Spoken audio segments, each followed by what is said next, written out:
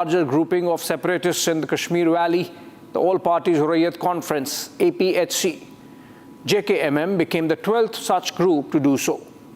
On Wednesday, two groups had similarly denounced their association with separatism and APHC while the Union Home Minister Amit Shah was in Srinagar for a security review meeting.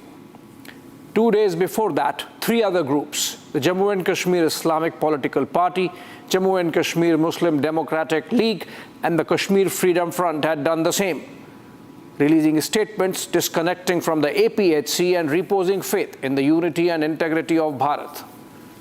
Last month, on March 27, the Tehreek-e-Istiqlal and Tehreek-e-Istiqamat also cut their umbilical links with the APHC. 2 days before that, on March 25, the Jammu and Kashmir People's Movement and the Jammu and Kashmir Democratic Political Movement had declared their exit from separatism. A fortnight before, on March 11, the MHA had banned Awami Action Committee led by Mir Waiz Umar Farooq and the Jammu and Kashmir Ittihadul Muslimin led by Shia cleric Masroor Abbas Ansari. While speaking on Jammu and Kashmir in the just concluded budget session of Parliament, Shah had said that since the abrogation of Article 370 in 2019, a total of 14 Hurriyat groups have been banned. Hurriyat के सबसे serious type के 14 organisation आज 14 के 14 ban कर दी गए। मान्यवर, हुर्रियत का अस्तित्व इस हुर्रियत के साथ एक जमाने में बातचीत करते थे, पाकिस्तान के बातचीत करने के लिए मीडिएटर बनाया था, आतंकवादी संगठनों से बातचीत करने के लिए। वो हुर्रियत को हमने समाप्त कर दिया जमीन के अंदर गाड़ने। If you read the developments taken together, there's a clear message. There are no favorites, and Delhi does not take prisoners anymore. Make no mistake, this is a big development. Let me put it up front, that this is in good measure due to the tough love policy of the Modi government. Let us admit that there would be an element of bulldozing, to put it mildly. This is part of a major offensive, a crackdown on all elements who thought they could diss India and live a normal life, enjoying the fruits and comforts of a fast-developing nation. These are groups that held Kashmir's normalcy to ransom.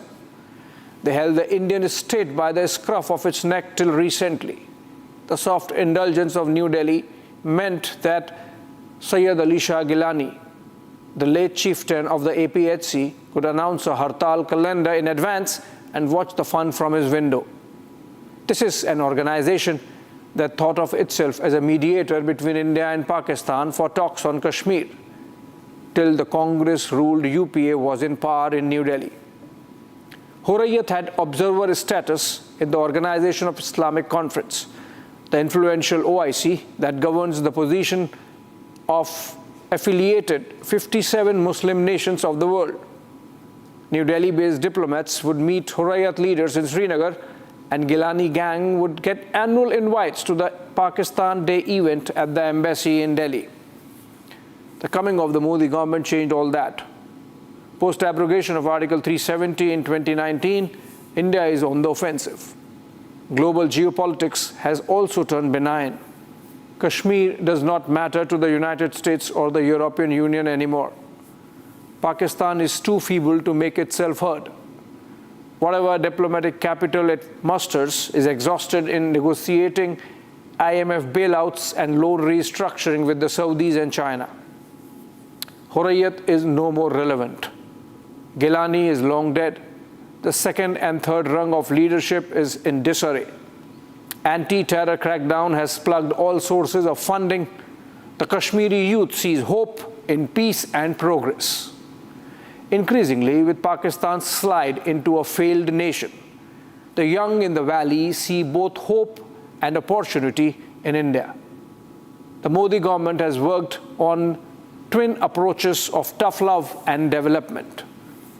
This month would see Baramulla getting connected with the rest of India via a train. Last week, I brought to you a deep dive on how Naxalism was on its deathbed in India. All the fronts that sought to represent separatism in Kashmir are breathing their last now. Make no mistake. This does not mean the hearts have been won. There might still be sentiment against India which has gone latent. But the Modi government has successfully wound up the ecosystem and the structures that provided oxygen for that sentiment to sustain and survive. It's over. And no one should fancy any revival of that oxygen for sure. Moving on. Two opposition parties had their annual brainstorming sessions this past week. The Communist Party of India Marxist, or the CPM, had its Congress in Madurai of Tamil Nadu, while the Congress had its AICC meet in Gujarat's Ahmedabad. I look at the opposition space through these two meetings and decode for you what it means for India's polity in the present. The communists first. The optics were catchy, wearing kafayas, identified with the Palestinian struggle against Israel, and even Hamas. The comrades sang, "From river to the sea, Palestine would be free." The slogan was the war cry of defenders of the Palestinian cause on American campuses all of last year, since Israel launched its purge of Hamas following the October 7, 2023 terror attack that killed over 1,000 Israelis. It means the obliteration of the state of Israel, and hence is against the foreign policy of India. But then I come to that in a bit. The CPM did some soul searching on why it was not clicking with the masses in India and came to some conclusions. It finds problem with the Hindu politics of the day, sees neo-fascism in the BJP-RSS combined, and thought it could be reinventing itself with more protests, more dharnas, more strikes, and more struggles. The political resolution concluded that the left had failed due to an alliance between Hindu forces, the corporates, and the media. The comrades absolved themselves of all responsibility. Let me hold the mirror for them. The comrades had the session in Madurai, the culture capital of Tamil Nadu, known for its Meenakshi temple, which acts as the geographic and ritualistic center of the city. The city effectively rotates or revolves around this temple. The west tower of the temple, the Gopuram, forms the state emblem of the government of Tamil Nadu. The temple is not just a religious symbol. It is a living presence of the rich legacy of Tamil history and culture. Yet the comrades skipped it.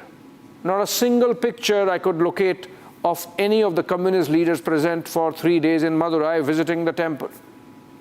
Now imagine, these rootless wonders want to represent the people of India. The newly elected General Secretary of the party, M.A. Baby, Mariam Alexander Baby, identifies himself as an atheist. He began as a God-fearing Catholic and was in fact the altar boy of his parish church of St. Elizabeth in Prakkulam, Kerala during his childhood. Now he genuflects at the altar of Lenin and Marx, the communist gods who form the backdrop of the stage. Again, not Thiruvalluvar, not Tamil Sangam literature. I couldn't spot APJ Abdul Kalam, another Tamil icon, as much as a national icon. Basically, no attempt at connecting with the masses. Prime Minister Modi was there in Tamil Nadu the same days. He appeared in a vesti. He spoke in Tamil, howsoever briefly. To become the voice of the people and to reflect their struggles, the Communist Party of India Marxist has decided to launch a nationwide general strike on May 20, following it up with power sector-specific protests on June 26. Remember, the peak of summer's power sector targeted. The objective, obviously, is to cripple normal life, though in practice, the comrades fail literally every time in the present era of politics. You might find it funny. The CPM also passed a resolution on protecting Cuba from the caprices of Americans. To match the sentiment, some comrades had Che Guevara on their mundus or lungis or vesties or sarongs, whatever you call that wraparound. The CPM came out of the parent CPI, the Communist Party of India, in 1964 following a rupture in the pro-Russia and the pro-China factions of the comrades. It was more like a CPSU, Communist Party of the Soviet Union, versus the CCP, the Chinese Communist Party divide, or Mao versus the Stalin divide. Look at the year 1964. What major event happened before that? The 1962 India-China war. there were hard left elements within the CPI who wanted to be soft on China. B.T. Ranade, for example, led that faction. With Soviet Russia firmly on India's side, Ranade was demoted by the Moscow faction of the CPI. This was not taken kindly to by the Beijing group. During the 1964 annual Congress of the party, like the one that has happened in Madurai this year, a group of delegates walked out and a couple of months later held their own convention in Tenali town of Andhra Pradesh. To mark their separateness from the CPI, they put up posters of Mao at the event. Once let loose, radicalism knows not when to stop. So it is that 1964 split led to the 1967 Naxalbari movement, with the leading lights of CPM Charu Majumdar and Kanu Sanyal tilting the scales in favor of violent extremism. Both apparently had a personal meeting with Chairman Mao before being trained in guerrilla warfare in the forested mountains of Tibet. Does that explain why the CPM remains a little ambiguous, if nothing else, on CCP? Why, while it talks of Gaza and its leaders wear kafiyas, it remains silent on the Uyghur Muslims in Xinjiang and looks the other way as China police Taiwan? I leave it there. Moving to India's principal opposition party, the Indian National Congress led by the Gandhi-Nehru family. It held its first AICC session in Gujarat after a gap of 61 years. Gujarat, the home state of Mahatma Gandhi, of Sardar Patel, and of Narendra Modi. The CWC was held at the Sardar Patel Memorial and the AICC along the Sabarmati riverfront in Ahmedabad between the Sabarmati and the Kochrab ashrams, both set up by the Mahatma. This was projected as an attempt to reclaim both Gandhi and Patel. The sessions marked 100 years of Mahatma Gandhi's only presidency of the Congress in 1925 and 150th birth year of Sardar Patel, born as he was in 1875. The legacies of the two stalwarts have been increasingly claimed by the Modi-led BJP. The Modi government has Gandhi symbols adorning emblems of half a dozen of its schemes, from Swachh Bharat Mission to the Make in India and others. Prime Minister has got the Mahatma's statues installed in at least a dozen capitals around the world. He never fails to attend the October 2 and January 30 events of the national capital's official calendar. So far as Sardar Patel is concerned, Congress's hold over his legacy is even more tenuous. The Nehru overhang never made Patel's stature get its due in the Nehru-Gandhi Congress post the Indira takeover. And in the present, the Gandhis are yet to visit the iconic Statue of Unity, world's tallest statue built by Modi as a tribute to India's Bismarck.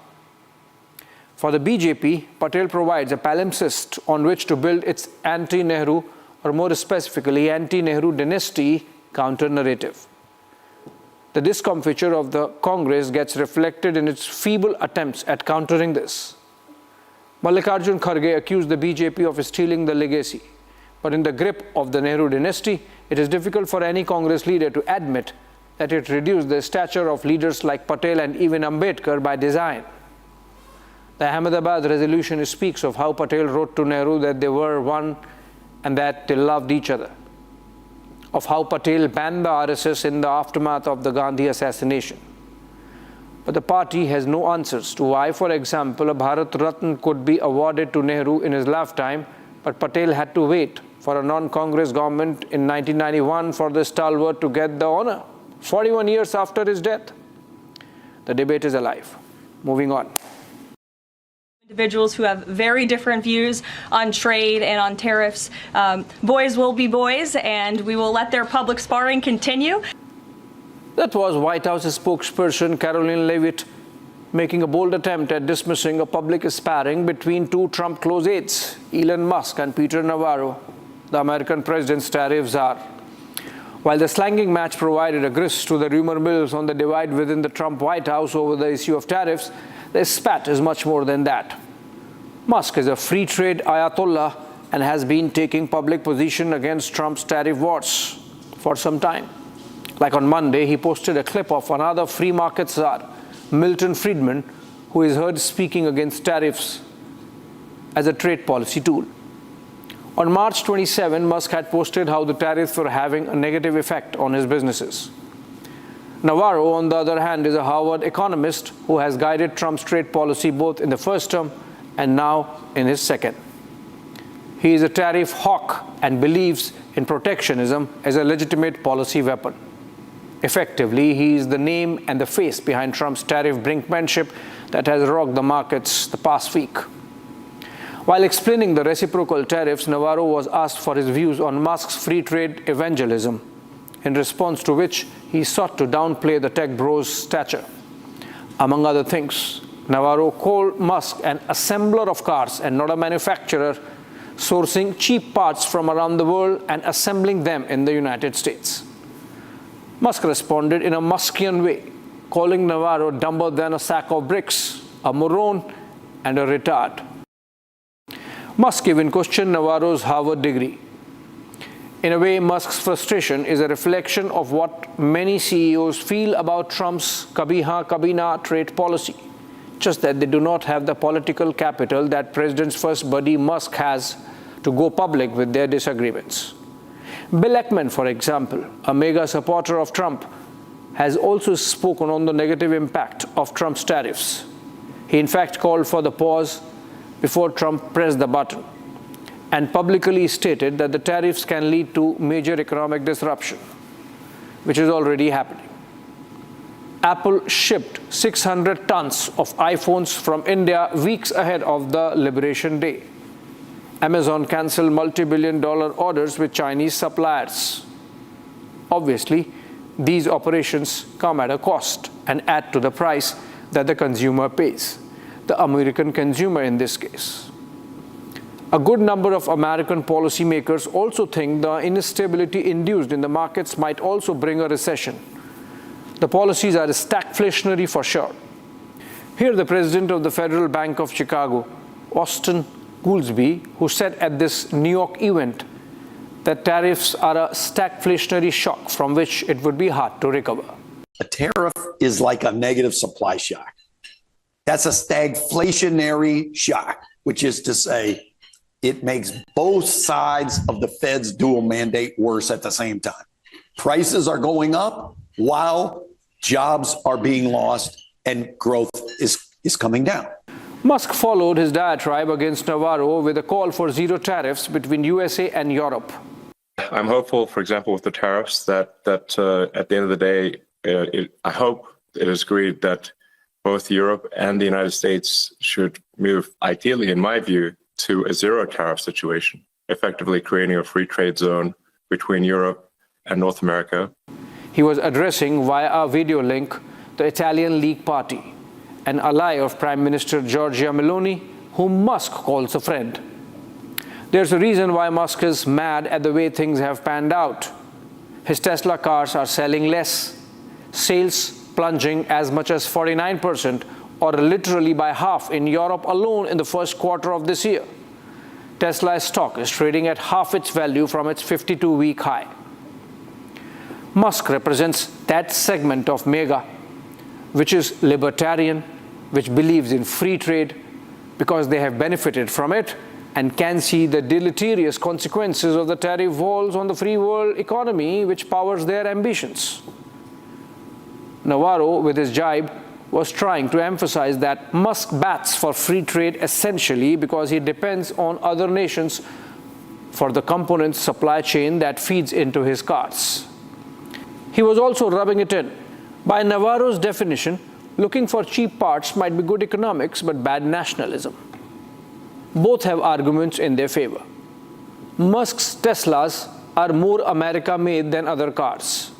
So the tech bro is right when he says he is making in America more than others. Navarro just picked the wrong example. For the likes of Ford and General Motors are not making in America that much. Look at this ranking of made in America cars. Tesla is up there on top. So Musk's scope was right. In the top 10 America-made car models in the United States, 3 are of Tesla, 3 of Honda, 1 each of Volkswagen, Toyota, Lexus, and Jeep. Guess what? 5 of the top 10 America-made cars are by non-American corporations based out of Japan and Germany. That's how complex the world trade is. But then this is not about Musk versus Navarro. It's a large battle for America's relationship with the rest of the world. It is as much personal as about American nationalism. Should mega extend to economics is the question that comes out of Musk versus Navarro debate. It's a fight between free trade and protectionism. It is a fight between received wisdom and new realities. It's a fight between geoeconomics and geopolitics. It is a fight in which America is recalibrating its place on the global stage, with wider consequences for the rest of the world, not just Tesla or America. Within the White House, there's a rethink, there's a U-turn, there's a pause, because finally some realization is dawning perhaps that the tariff path is not the best way to attain the intended objectives. We have been underscoring at this platform that Trump's America is an America in withdrawal. It's an inward-looking America that focuses on itself, that refuses to be the global cop, that refuses to foot the bill just so that it can rule the catwalk. America that is leaving the world order it created post-World War II. A reordering is happening in which platforms like the WTO, the UN, NATO, among others, have to adjust with the new reality of America withdrawing. The reordering is destabilizing and not necessarily to America's advantage, but it is happening. Call it the madman theory of Nixon or the brinkmanship of John Foster Dulles. For now, America seems to be harming its stature. Classic example of this was Rubio mentioning how China and India were rich enough to assist Myanmar in its hour of crisis, and that America need not do much in the aftermath of the massive earthquake that rocked the Southeast Asian nation this week. This, for sure, is going to create a vacuum. And friends, power abhors vacuum. Someone else, equal or more powerful, would soon occupy this space. That should worry us, for it could be China. Thanks for watching.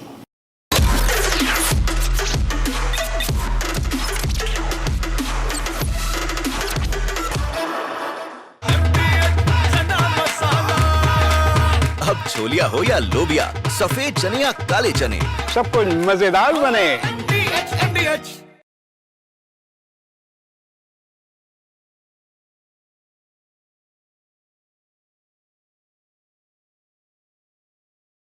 Time for hard options in Bangladesh. We all know that Joe Biden democratic dispensation had turned implacably hostile towards India, especially because of India's refusal to, spoil and cut off its relations with Russia during the Russia-Ukraine war. This is the war which Joe Biden wanted to fight a proxy war against Russia using Ukraine as a battering ram. And it had told us, you are with us or against us. And it had turned implacably hostile. Madhya Pradesh's Guna, where security has been beefed up after stones were pelted during a Hanuman Jayanti procession. Now, this comes as clashes broke out between two groups over the route of Hanuman Jayanti procession, which was being led by BJP councillor Om Prakash Kushwaha. Now, large police deployments have been sanctioned in the affected area. Authorities have also now said the situation has been brought under control. Here's a report.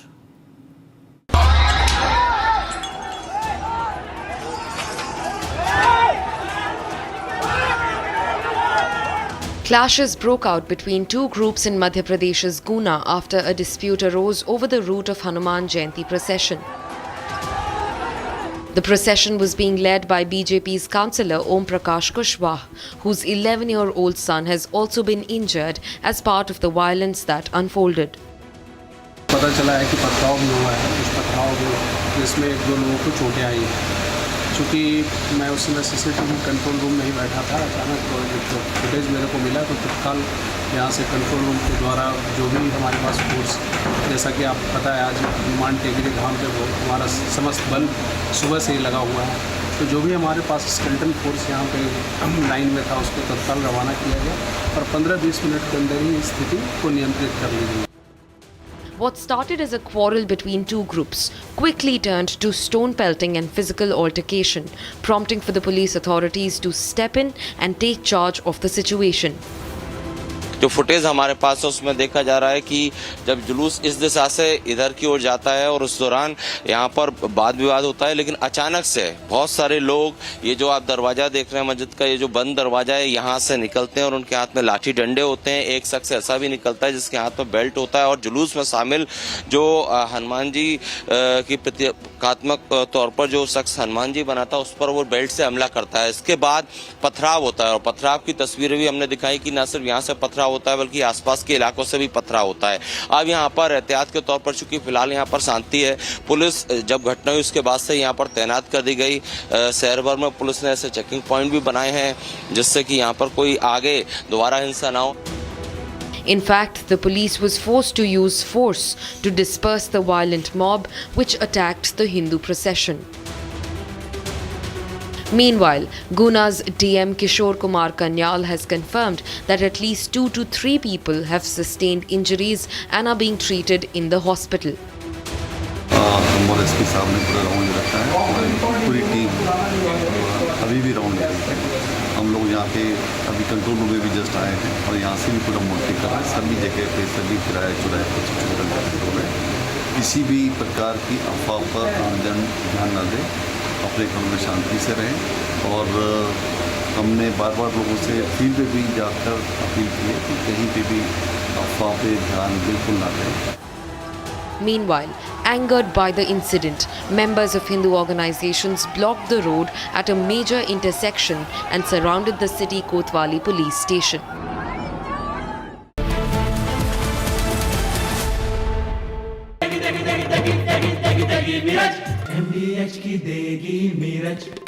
देगी मिर्च का तड़का, अंग अंग फड़का। MDH की देगी मिर्च।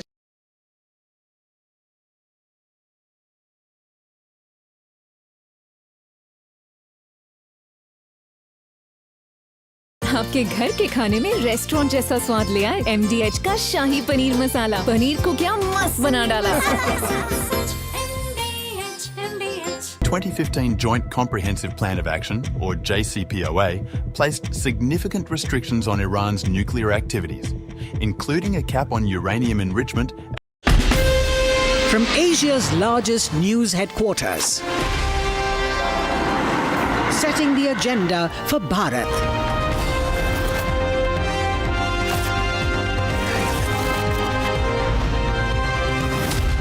You're watching Republic.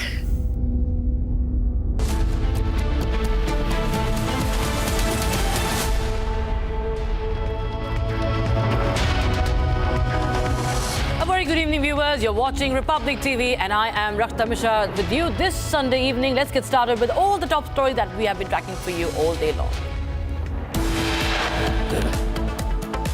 Over 400 Hindus forced to flee their homes in the aftermath of violence in Murshidabad. The Hindus are tortured. Hindus are shelterless.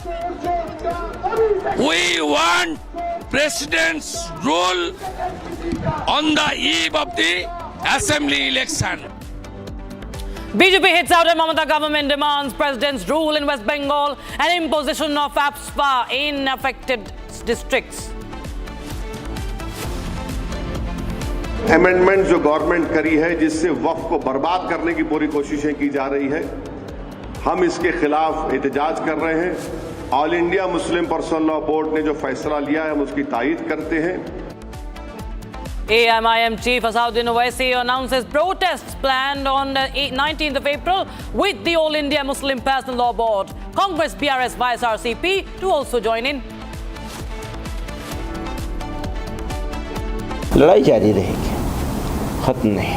और जो कुर्बानी देनी पड़े पहले भी दी गई है, लड़ना पड़ेगा, लड़ेंगे, हम अकेले नहीं हैं इसमें। This is the Jamiat Ulema-e-Hind Chief Mahmood Madani continues to fearmonger. Says mosques and dargah will be snatched away from Muslims. Questions Amit Shah over Bengal violence. BJP files FIR against Congress leader Kanhaiya Kumar over the controversial remarks on RSS and Prime Minister Modi. 10 people arrested over Hanuman Jayanti stone pelting incident in Guna. Security increased as tensions flare up.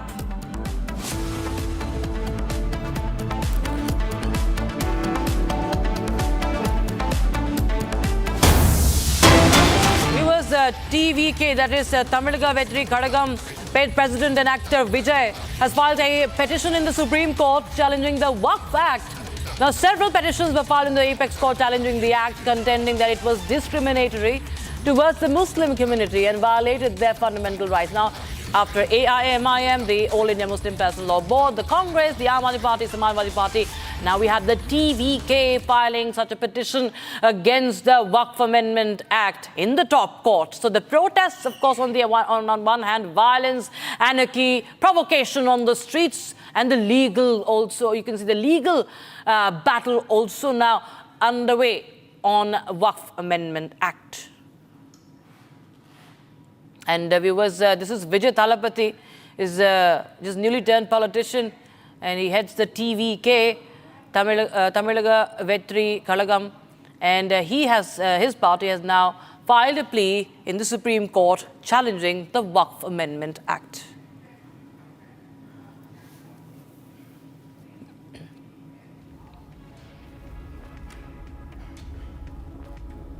All right, viewers, so there is more news coming in right now on the Waqf Act and the face-off as protests against the Waqf Act turn violent in Murshidabad of West Bengal. The BJP has lashed out at Mamata Banerjee.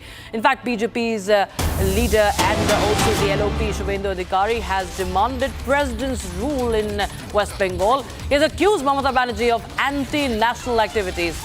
Now, this comes after another BJP MP wrote to Union Home Minister Amit Shah, demanding the imposition of AFSPA in the affected districts of West Bengal.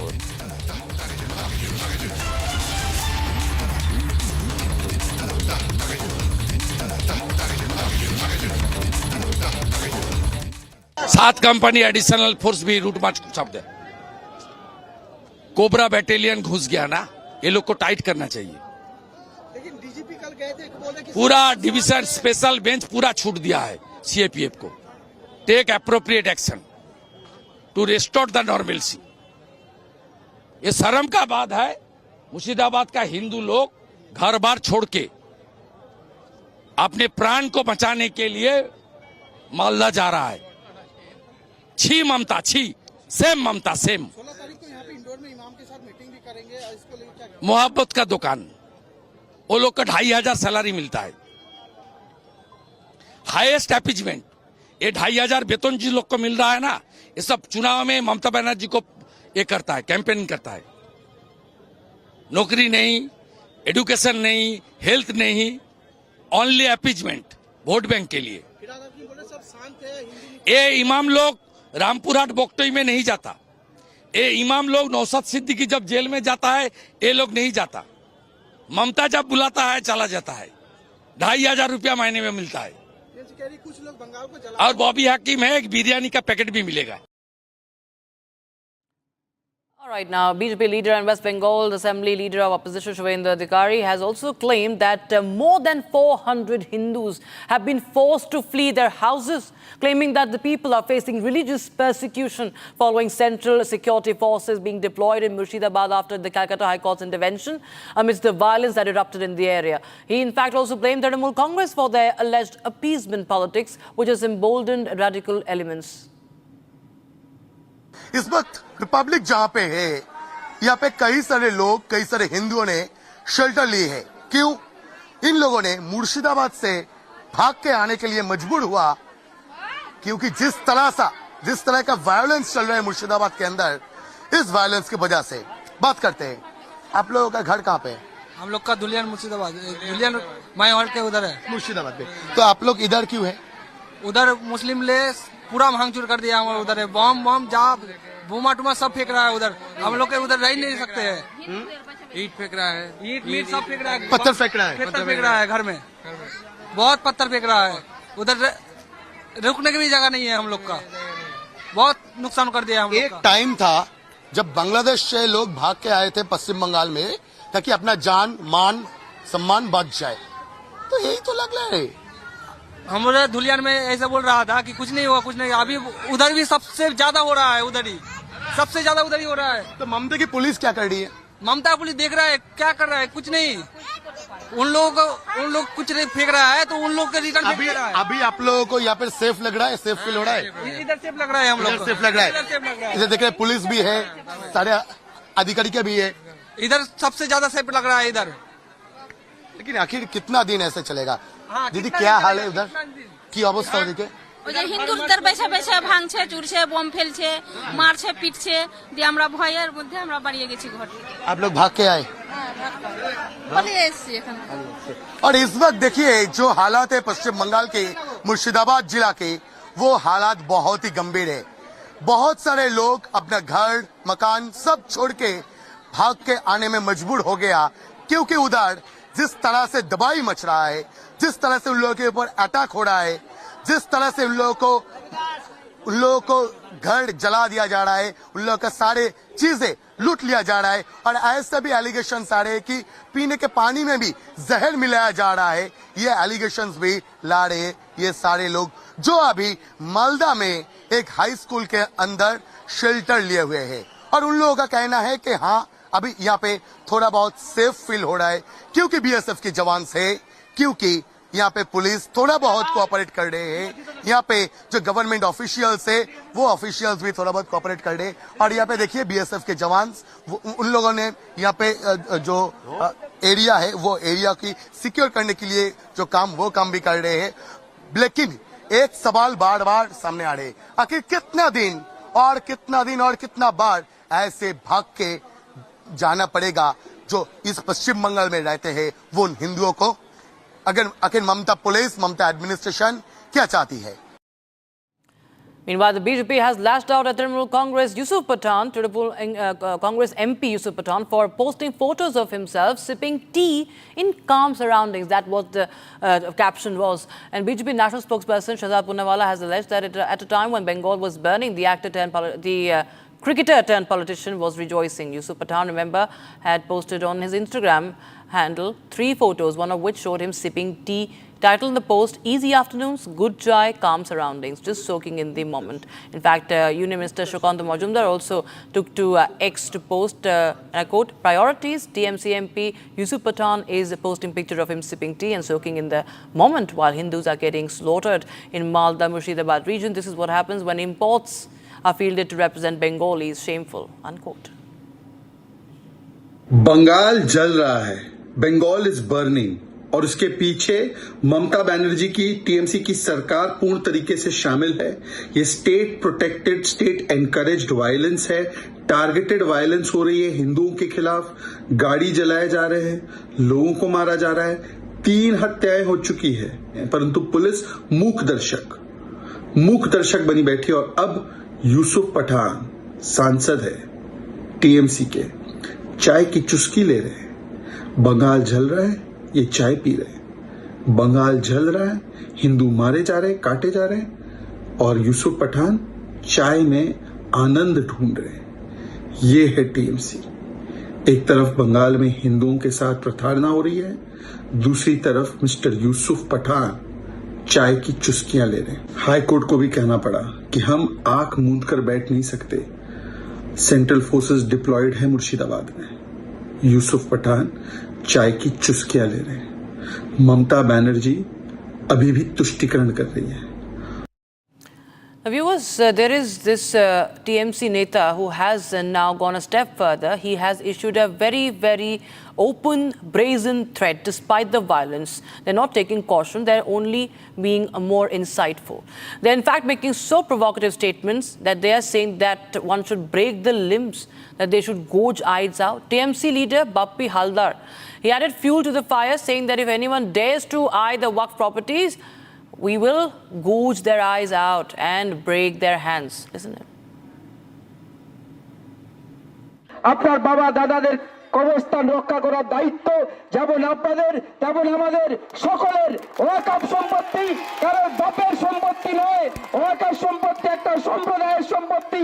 সেই সম্প্রদায়ের সম্পত্তির দিকে যদি কেউ চোখ তুলে তাকায়, তার চোখ যেমন উপড়ে নেবেন, হাত তেমন ভেঙে দেবেন, একথা নিশ্চিতভাবে আপনাদেরকে দায়িত্ব দিয়ে বলতে পারি।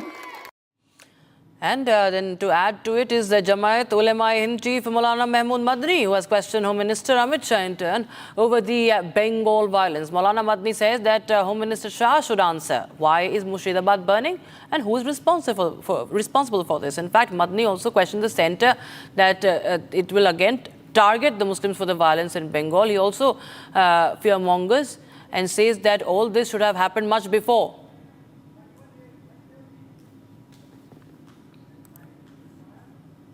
देश के होम मिनिस्टर से सवाल करना चाहिए, क्यों मुर्शिदाबाद जल रहा है, कौन रिस्पॉन्सिबल है इसके लिए?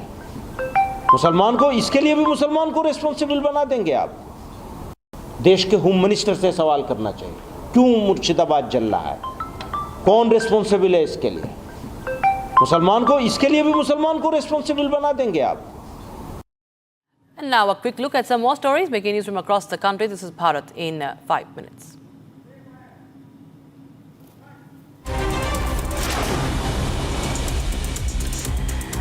And Bharat in 2 minutes, viewers. Religious preacher John Jibe arrested in Coimbatore of Tamil Nadu.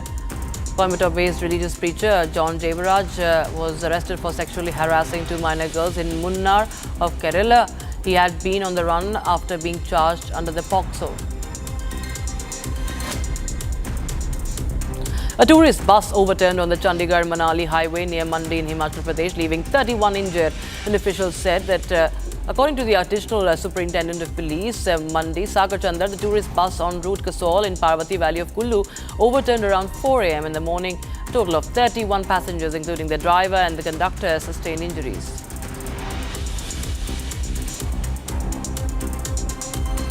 DMK leader TKS Alangavan attacked the BJP over the appointment of Nayanar Nagendran as the new state BJP chief. He said that the BJP had a rule of maintaining appointing a leader with at least 10 years experience in the party, but then they chose to Nayanar to lead the party. I don't know what happened. They had issued a circular, I think, that a person should be a member of the party for at least 10 years. Then suddenly Nayanar Nagendran was chosen as to lead the party. Maybe he is an MLA, he had won elections. So one of the winners is Nayanar Nagendran. Maybe they might have thought that he has the capacity to lead the party.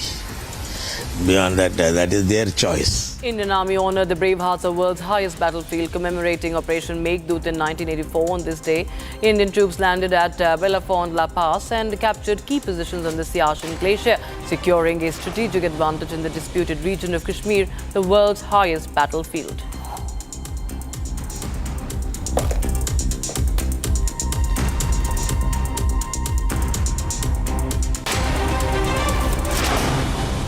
And security forces have seized caches of one M4 rifle, 2 AK-47s, with some of their bullets along with medicines after 3 terrorists were killed in Kishtwar of Jammu and Kashmir. Here's my colleague Gursimran Singh's report. Yes, this is a big success for the security forces as they have managed to gun down 3 Jaish terrorists, all Pakistanis, in the Chatru encounter. Right now we are in the Chatru area, and the recoveries that have been made from these terrorists, these Pakistani terrorists, speaks a volumes about their intention and how they were planning to inflict maximum casualties to the security forces and the civilians. These are the rucksack bags that have been recovered from these Pakistani terrorists that have been killed in the ongoing encounter in the Chatru. And these are the weapons that have been recovered. These are the 2 AK series rifles that have been recovered along with this M4. This is the US made M4 rifle. Apart from this, the forces have also recovered the bullets from the possession of the terrorists. That also includes the green lacquer bullets.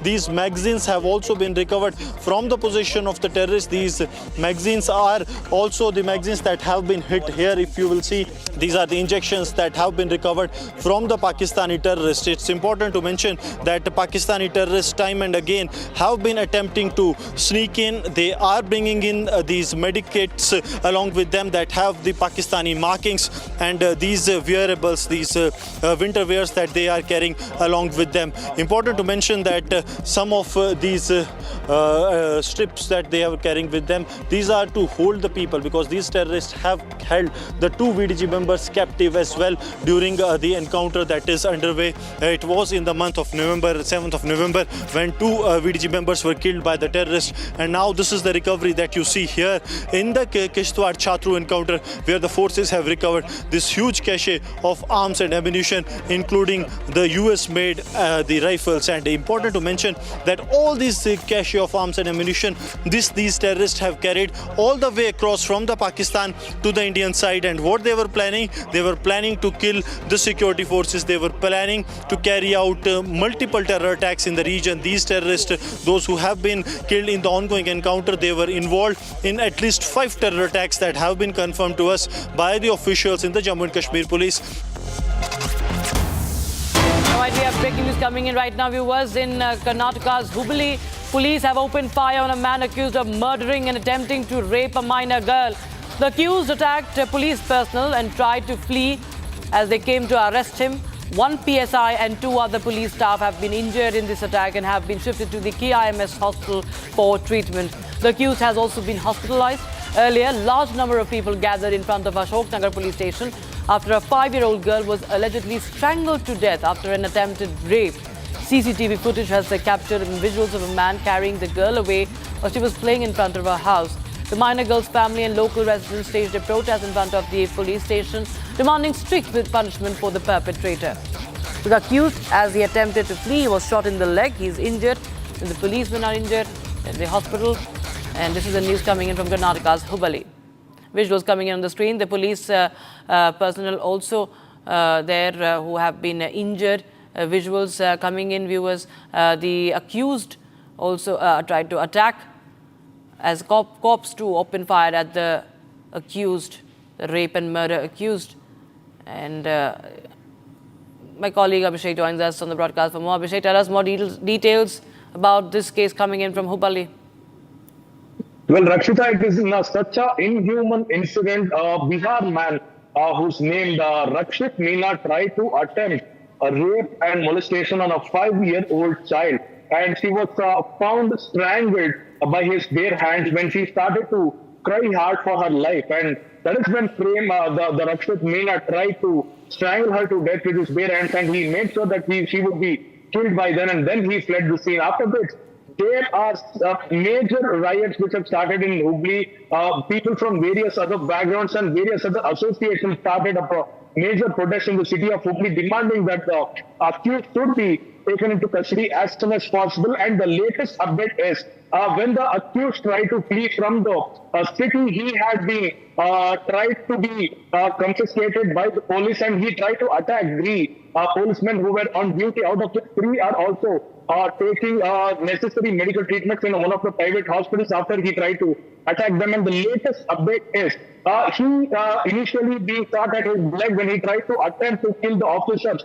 He has been shot, that is what the reports claim, and we've also got the visuals of him being brought to the hospital. This dead body is already been shown, and it is very clear that he tried to flee the situation. He tried to make sure that he would want to go back to his normal place or his hometown.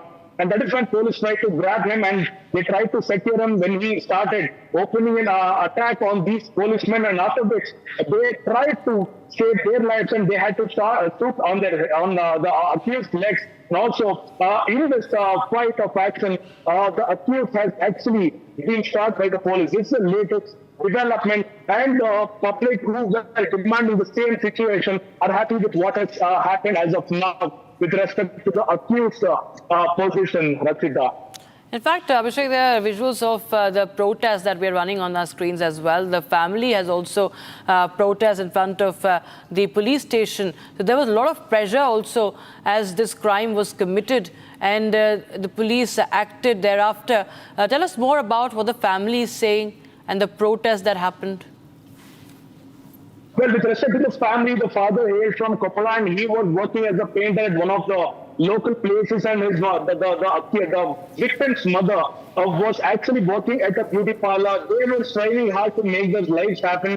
They were not so well earning. They wanted to make sure that their future is well built up. But this is when the parents were away, this person who is accused, who was from Bihar, tried to invite the 5-year-old girl with the name of a chocolate. He tried to bribe her and make sure that she would come with him. He took the youngest child, who was 5 years old, to an abandoned building, and he made sure that he wanted to probably molest her and completely get off with his intentions. And that is when this 5-year-old child, who is no more, actually screamed very hard so that people around him actually gathered at that location. That is when the person or the accused from Bihar tried to flee the situation, but before fleeing from the situation, he tried to make sure that he would strangle the 5-year-old kid with his bare hands and make sure that she was dead before he was leaving the place. And now the police, who were waiting for a complaint, have actually started an investigation, have probably ended the case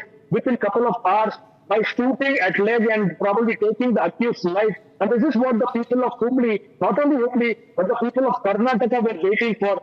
This situation actually gives a strong message to the public and also the people who are trying to be any perpetrators in any of the future, that probably the legal action will be much more stronger than they actually believe. And this is being a benchmark decision by the Karnataka State Police as of now. And yes, Hubballi people are thanking the police department for whatever decision they have taken. And also, on the other hand, they were demanding that none of these incidents would ever happen in the future. Rakshita. Right, Abhishek, thank you so much for joining us with those details coming in from Hubballi of Karnataka. We were shifting our focus back to the war over Waqf that is breaking out. Now, All India Muslim Personal Law Board will be conducting a protest meeting against the Waqf Amendment Act in Hyderabad on the 19th of April. Now, opposition, including Congress, BRS and YSRCP too, will be sending in its party representatives to take part in this meeting. Here's more. As showdown over Waqf continues, today AIMIM Chief Owaisi announced a protest meeting in Hyderabad against the Waqf law on April 19. The meeting will be held at AIMIM's headquarters under the leadership of AIM-PLB President Khalid Saifullah Rahmani. According to the Hyderabad MP, members of Muslim Personal Law Board from Telangana and Andhra Pradesh, along with other Muslim organizations from both the states, will be part of the meeting.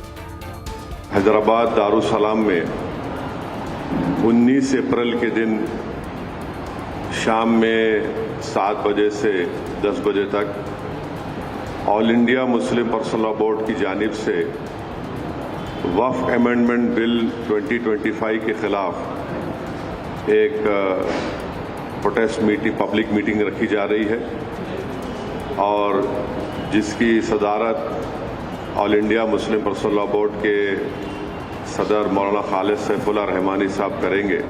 While labeling the law as unconstitutional, Owaisi appealed to PM Modi for reconsidering the act. हम अभी भी देश के प्रधानमंत्री से ये appeal कर रहे हैं कि आप इस पर गौर करिए. आप ये कानून सिर्फ भारत के संविधान के खिलाफ भी बना रहे हैं और अपनी आइडियोलॉजी को इस देश पर मुसल्लत कर रहे हैं. आपकी आइडियोलॉजी तो इंडियन नेशनलिज्म होनी चाहिए, आपकी आइडियोलॉजी तो संविधान होना चाहिए. जब हिंदू धर्म के लोगों के लिए, सिख धर्म के लोगों के लिए जो चीज अच्छी है, वो मुस्लिम धर्म के लोगों के लिए खराब कैसे हो जा रही है, हमको बताइए. Jamiat Ulema Hind Chief Maulana Mahmood Madni went a step ahead, fear-mongering over the Waqf Act. ये प्रोटेस्ट हिंसक हो रहा है, तो प्रोटेस्ट हो कहाँ रहा है ये तो बता दीजिए. हो कहाँ रहा है प्रोटेस्ट? कैसी बात आप कर रही हैं? रुकना, जितना रुके हुए हैं इतना रुकना नहीं चाहिए था, रुकना ही गलत हो रहा है. The protest meeting comes after recently opposition along with AIM-PLB moved Supreme Court against the constitutional validity of the Waqf Amendment Act. After the Waqf Act was given nod by both the houses of the parliament, AIM-PLB even carried out nationwide protests. Following Owaisi's announcement, AIM-PLB gave invitation to Congress, BRS and YSRCP to participate in the meeting. While giving a nod to the invitation, Congress, BRS and YSRCP announced that they would send 3 party representatives for the protest against the Waqf Amendment Bill. With growing outrage over the Waqf law, stir over the Waqf issue continues. For the first time in history, Simari, a remote frontier in Kashmir, is illuminated thanks to a solar electrification project led by the Indian Army under its Operation Sadbhavna. 4 solar microgrids have brought electricity to all 53 households, transforming lives in this remote border village that has long borne the brunt of conflict and underdevelopment. The Indian Army has shared this video. We'll leave you with this.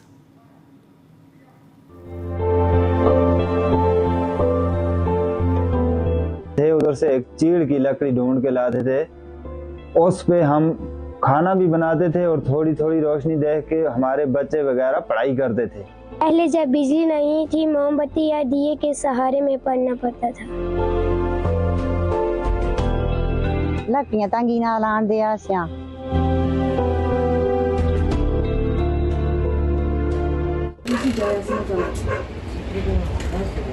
इससे पहले light नहीं थी, हमें पढ़ने में परेशानी होती थी।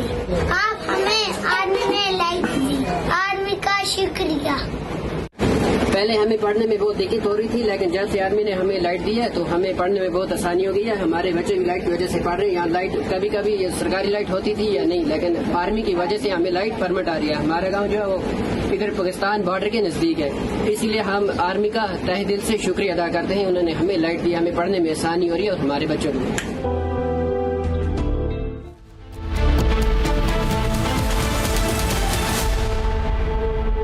सस्ते वाले दाल मसाले स्वाद हुआ बेकार। MDH की हल्दी मिर्ची धनिया करे कमाल। ये रंग दे, ये खुशबू दे, ये तीखा, ये कम पड़े। क्या निराला MDH मसाला।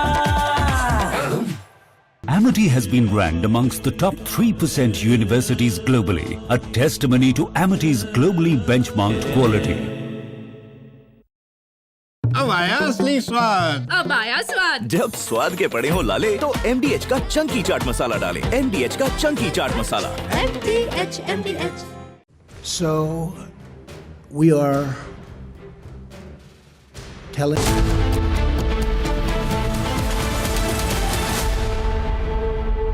MDH का किचन किंग किचन में हो तो हम सब कुछ बना सकते हैं। बैंगन का भरता, आलू गोभी, भिंडी मसाला और भी बहुत कुछ। MDH।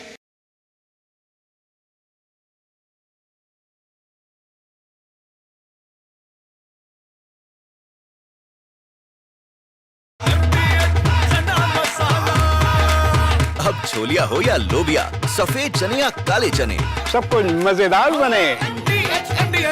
2015 Joint Comprehensive Plan of Action, or JCPOA, placed significant restrictions on Iran's nuclear activities, including a cap on uranium enrichment at 3.67% for 15 years. In return, global sanctions on Iran were eased. However, the US withdrawal from the deal in 2018 and the subsequent reimposition of sanctions have led Iran to steadily breach its commitments. Tehran has since enriched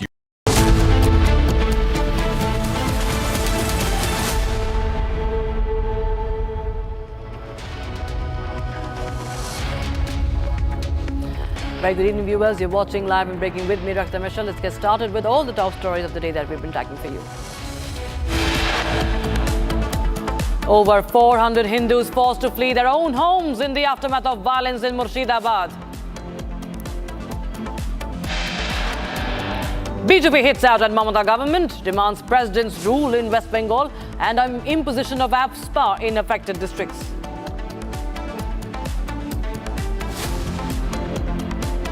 amendment जो government करी है जिससे वक्फ को बर्बाद करने की पूरी कोशिशें की जा रही है, हम इसके खिलाफ एहतजाज कर रहे हैं।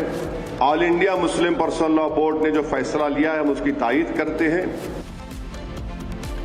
The AIMIM chief Asaduddin Owaisi announces protest plan on the 19th of April with the All India Muslim Personal Law Board. The Congress, the BRS and the YSRCP too will be joining in. लड़ाई जारी रहेगी, खत्म नहीं, और जो कुर्बानी देनी पड़े पहले भी दी गई है, लड़ना पड़ेगा, लड़ेंगे, हम अकेले नहीं हैं इसमें। Jamaat Chief Mahmood Madani, fearmonger, says mosques and dargah will be snatched away threatens more violence, questions Amit Shah. BJP files an FIR against the Congress leader Kanhaiya Kumar over controversial remarks on RSS and Prime Minister Modi.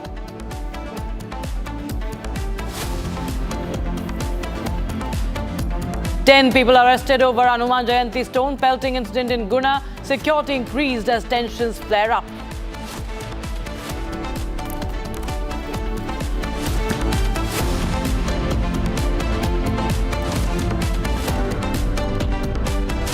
At least 10 people have been arrested in connection with the violence in Madhya Pradesh's Guna. Security has been beefed up in Guna after stones were pelted during a Hanuman Jayanti procession yesterday.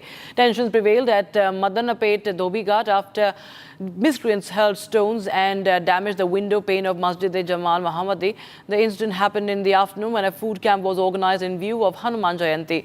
Some people from the crowd that gathered at the food camp hurled stones on the mosque window located on the first floor. Here's a ground report filed by my colleague Satya Vijay. गुना में जो हिंसा हुई उसके हम लगातार एक के बाद एक सबूत दिखा रहे हैं, पर्दे खोल रहे हैं। फिलहाल देखिए जो कर्नलगंज की मस्जिद है वो सामने है। पुलिस की टीमें लगातार पेट्रोलिंग कर रही हैं।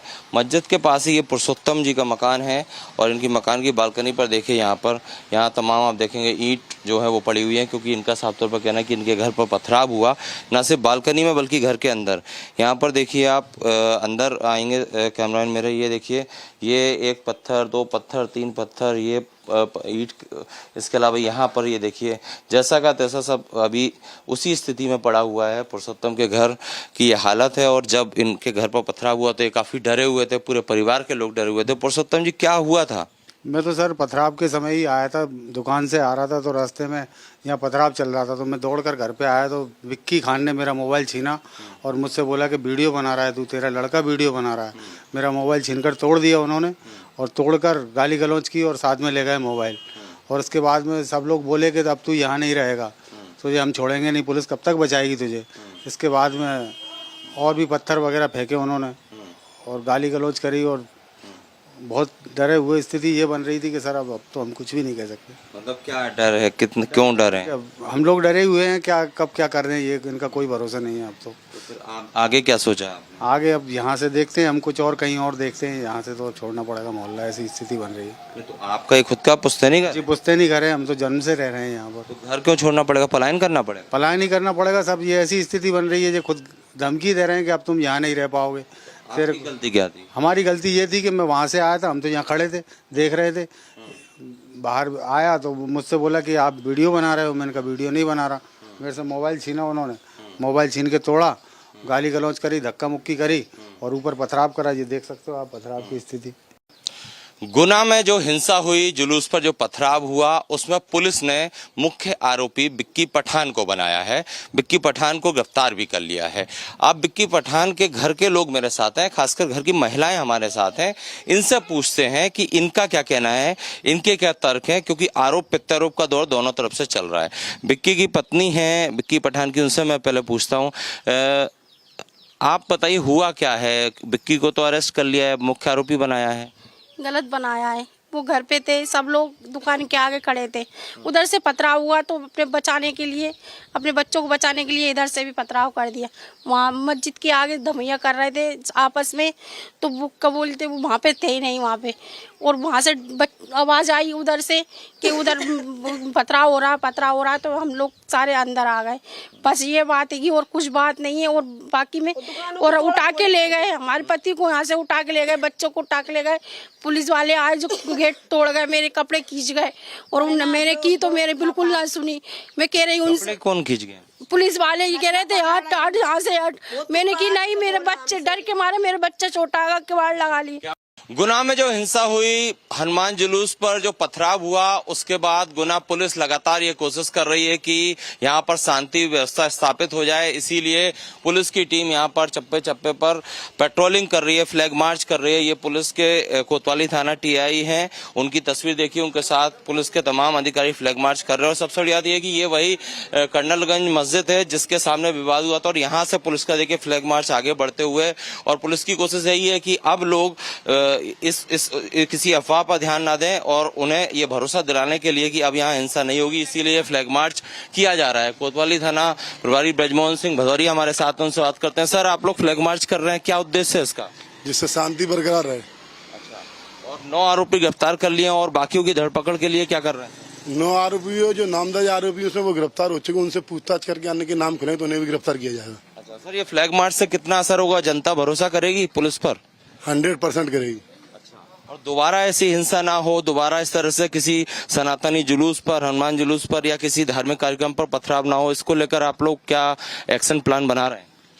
पूरी व्यवस्थाओं को सुचारू रूप से चेक किया जाएगा और शांति बरकरार रखी जाएगी। सर, अचानक कल पथराव हुआ जिसकी वजह से यहाँ के हालात बिगड़े, पैनिक हो गए, क्या गलती अब तक निकल कर आई? जो जांच हुई, इन्वेस्टिगेशन हुई उसमें, क्योंकि एसपी भी लगातार फील्ड पे हैं, आपको लगता है गलती किसकी तरफ से थी? हनुमान जयंती के अवसर पर पूरा प्रशासन और पुलिस जो यहाँ पे हनुमान टेकरी में लाखों की संख्या में श्रद्धालु आते हैं, तो हम लोग का फोकस वहाँ पे रहता है। तो इस तरफ हमारा फोकस उतना नहीं था और जो आवेदन भी आया था अनुमति का, उसकी अनुमति भी नहीं दी गई थी। तो उसके चक्कर में उसको उतना ये माना गया था कि शायद उसको लेवल पे कार्रवाई नहीं होगी, वहाँ पे जुलूस नहीं निकलेगा। अचानक जब जुलूस निकला तो उतना पर्याप्त मात्रा में पुलिस फोर्स नहीं थी, लेकिन जैसी ये घटना घटी उसके कुछ ही समय पश्चात हम और एसपी साहब भी वहाँ मौके पहुँच गए थे। हालात तत्काल ही काबू पे आ गए थे। तो उसके पश्चात हमने देखा, फिर हमने इनकी जो सीनियर्स हैं, सभी पक्षों के सीनियर जो लोग हैं, उनसे भी बातचीत की थी, तो सभी चीज़ें कंट्रोल में आ गई थी। तो आज की स्थिति में मुझे लगता है कि आप देख रहे होंगे कि मार्केट भी पूरा खुला हुआ है, सब चीज़ें पूर्ण रूप से शांतिपूर्वक चल रही हैं, लोग अपना नॉर्मल रूटीन वर्क कर रहे हैं और पुलिस ने जो एफआईआर की है उसके अगेंस्ट में कुछ गिरफ्तारी भी की है। और अच्छी चीज़ ये है कि जिस जगह पर ये घटना घटी थी उसके सीसीटीवी फुटेज पुलिस के पास में है, तो उसको एग्जामिन भी कर रहे हैं और जिस को और भी उनको लगेगा कि इससे इन्वॉल्व है उसके खिलाफ वो कार्रवाई करेंगे। प्री प्लान लग रहा है क्या आपको? क्योंकि जिस तैयारी के साथ हमला हुआ, कुछ ऐसा लग रहा है कि पहले से सुनियोजित षड्यंत्र के तहत इस तरह से हिंसा हुई? तो देखो, मैटर ऑफ इन्वेस्टिगेशन है, क्योंकि जनरली क्या होता है कि उस एरिया में जुलूस निकलते नहीं हैं। जुलूस भी काफ़ी समय बाद उस एरिया से निकला था और दूसरे पक्ष की तरफ से भी था कि लोग अग्रसित हुए और बहुत जल्दी में हुए।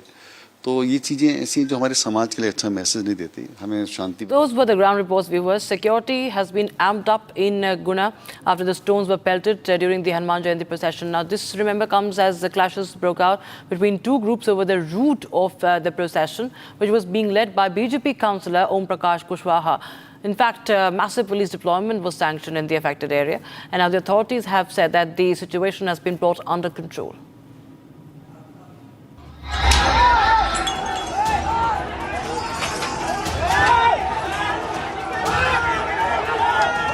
Clashes broke out between two groups in Madhya Pradesh's Guna after a dispute arose over the route of Hanuman Jayanti procession. The procession was being led by BJP's councillor Om Prakash Kushwaha, whose 11-year-old son has also been injured as part of the violence that unfolded. पता चला है कि पथराव भी हुआ है। उस पथराव में जिसमें 1-2 लोगों को चोटें आई हैं। चूँकि मैं उस समय सीसीटीवी कंट्रोल रूम में ही बैठा था, अचानक जो फुटेज मेरे को मिला तो तत्काल यहाँ से कंट्रोल रूम के द्वारा जो भी हमारे पास फोर्स, जैसा कि आपको पता है आज हनुमान टेकरी धाम पे हमारा समस्त बल सुबह से ही लगा हुआ है, तो जो भी हमारे पास स्केलेटन फोर्स यहाँ पे लाइन में था उसको तत्काल रवाना किया गया और 15-20 मिनट के अंदर ही स्थिति को नियंत्रित कर ली गई। What started as a quarrel between two groups quickly turned to stone pelting and physical altercation, prompting for the police authorities to step in and take charge of the situation.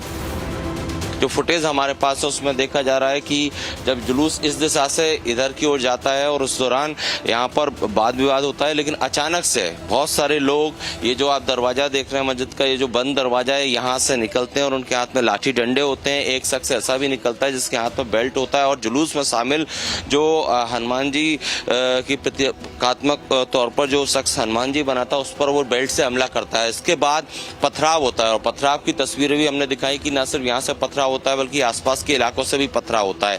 अब यहाँ पर एहतियात के तौर पर, चूंकि फिलहाल यहाँ पर शांति है, पुलिस जब घटना हुई उसके बाद से यहाँ पर तैनात कर दी गई। शहर भर में पुलिस ने ऐसे चेकिंग पॉइंट भी बनाए हैं जिससे कि यहाँ पर कोई आगे दोबारा हिंसा ना हो। In fact, the police was forced to use force to disperse the violent mob which attacked the Hindu procession.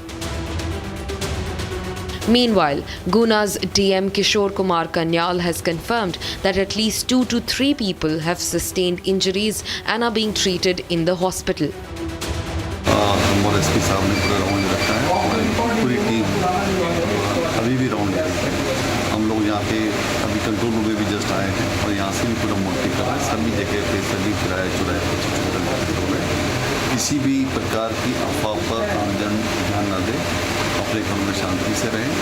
और हमने बार बार लोगों से फील्ड पे भी जाकर अपील की है कि कहीं पे भी अफवाह पे ध्यान बिल्कुल ना दें। Meanwhile, angered by the incident, members of Hindu organizations blocked the road at a major intersection and surrounded the city Kotwali police station. The All India Muslim Personal Law Board will be conducting a protest meeting against the Waqf Amendment Act in Hyderabad on the 19th of April. Opposition, including Congress, the BRS and the YSRCP, will be sending its party representatives to take part in this protest meeting. Here's more. As showdown over Waqf continues, today AIMIM Chief Owaisi announced a protest meeting in Hyderabad against the Waqf law on April 19. The meeting will be held at AIMIM's headquarters under the leadership of AIMPLB President Khalid Saifullah Rahmani.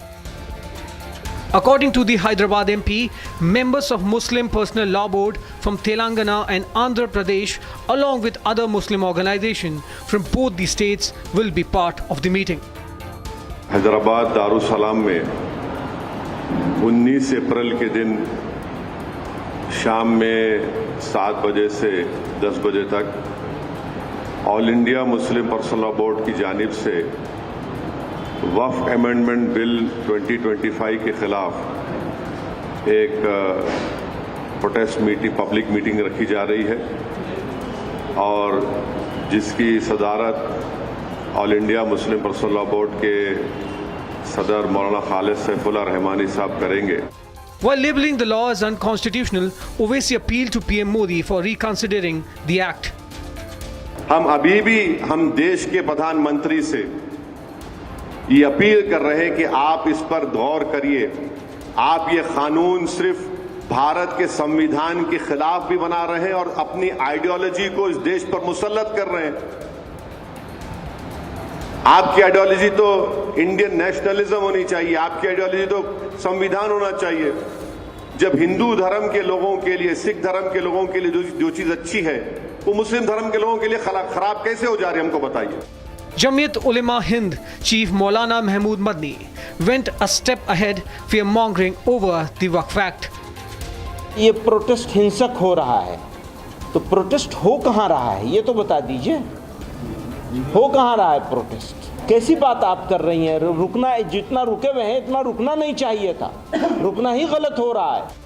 The protest meeting comes after recently opposition along with AIMPLB moved Supreme Court against the constitutional validity of the Waqf Amendment Act. After the Waqf Act was given nod by both the houses of the parliament, AIMPLB even carried out nationwide protests. Following Owaisi's announcement, AIMPLB gave invitation to Congress, BRS and YSRCP to participate in the meeting. While giving a nod to the invitation, Congress, BRS and YSRCP announced that they would send 3 party representatives for the protest against the Waqf Amendment Bill. With growing outrage over the Waqf law, stir over the Waqf issue continues. A BJP leader in West Bengal Assembly's leader of opposition Shubhendu Adhikari has claimed that more than 400 Hindus have been forced to flee their houses, claiming that the people are facing religious persecution following the central security forces being deployed in Murshidabad after the violence erupted in the area. In fact, he went on to blame the Trinamool Congress for their alleged appeasement politics, which has emboldened radical elements. Listen in. इस वक्त Republic जहां पे है, यहाँ पे कई सारे लोग, कई सारे हिंदुओं ने शेल्टर लिए है। क्यों?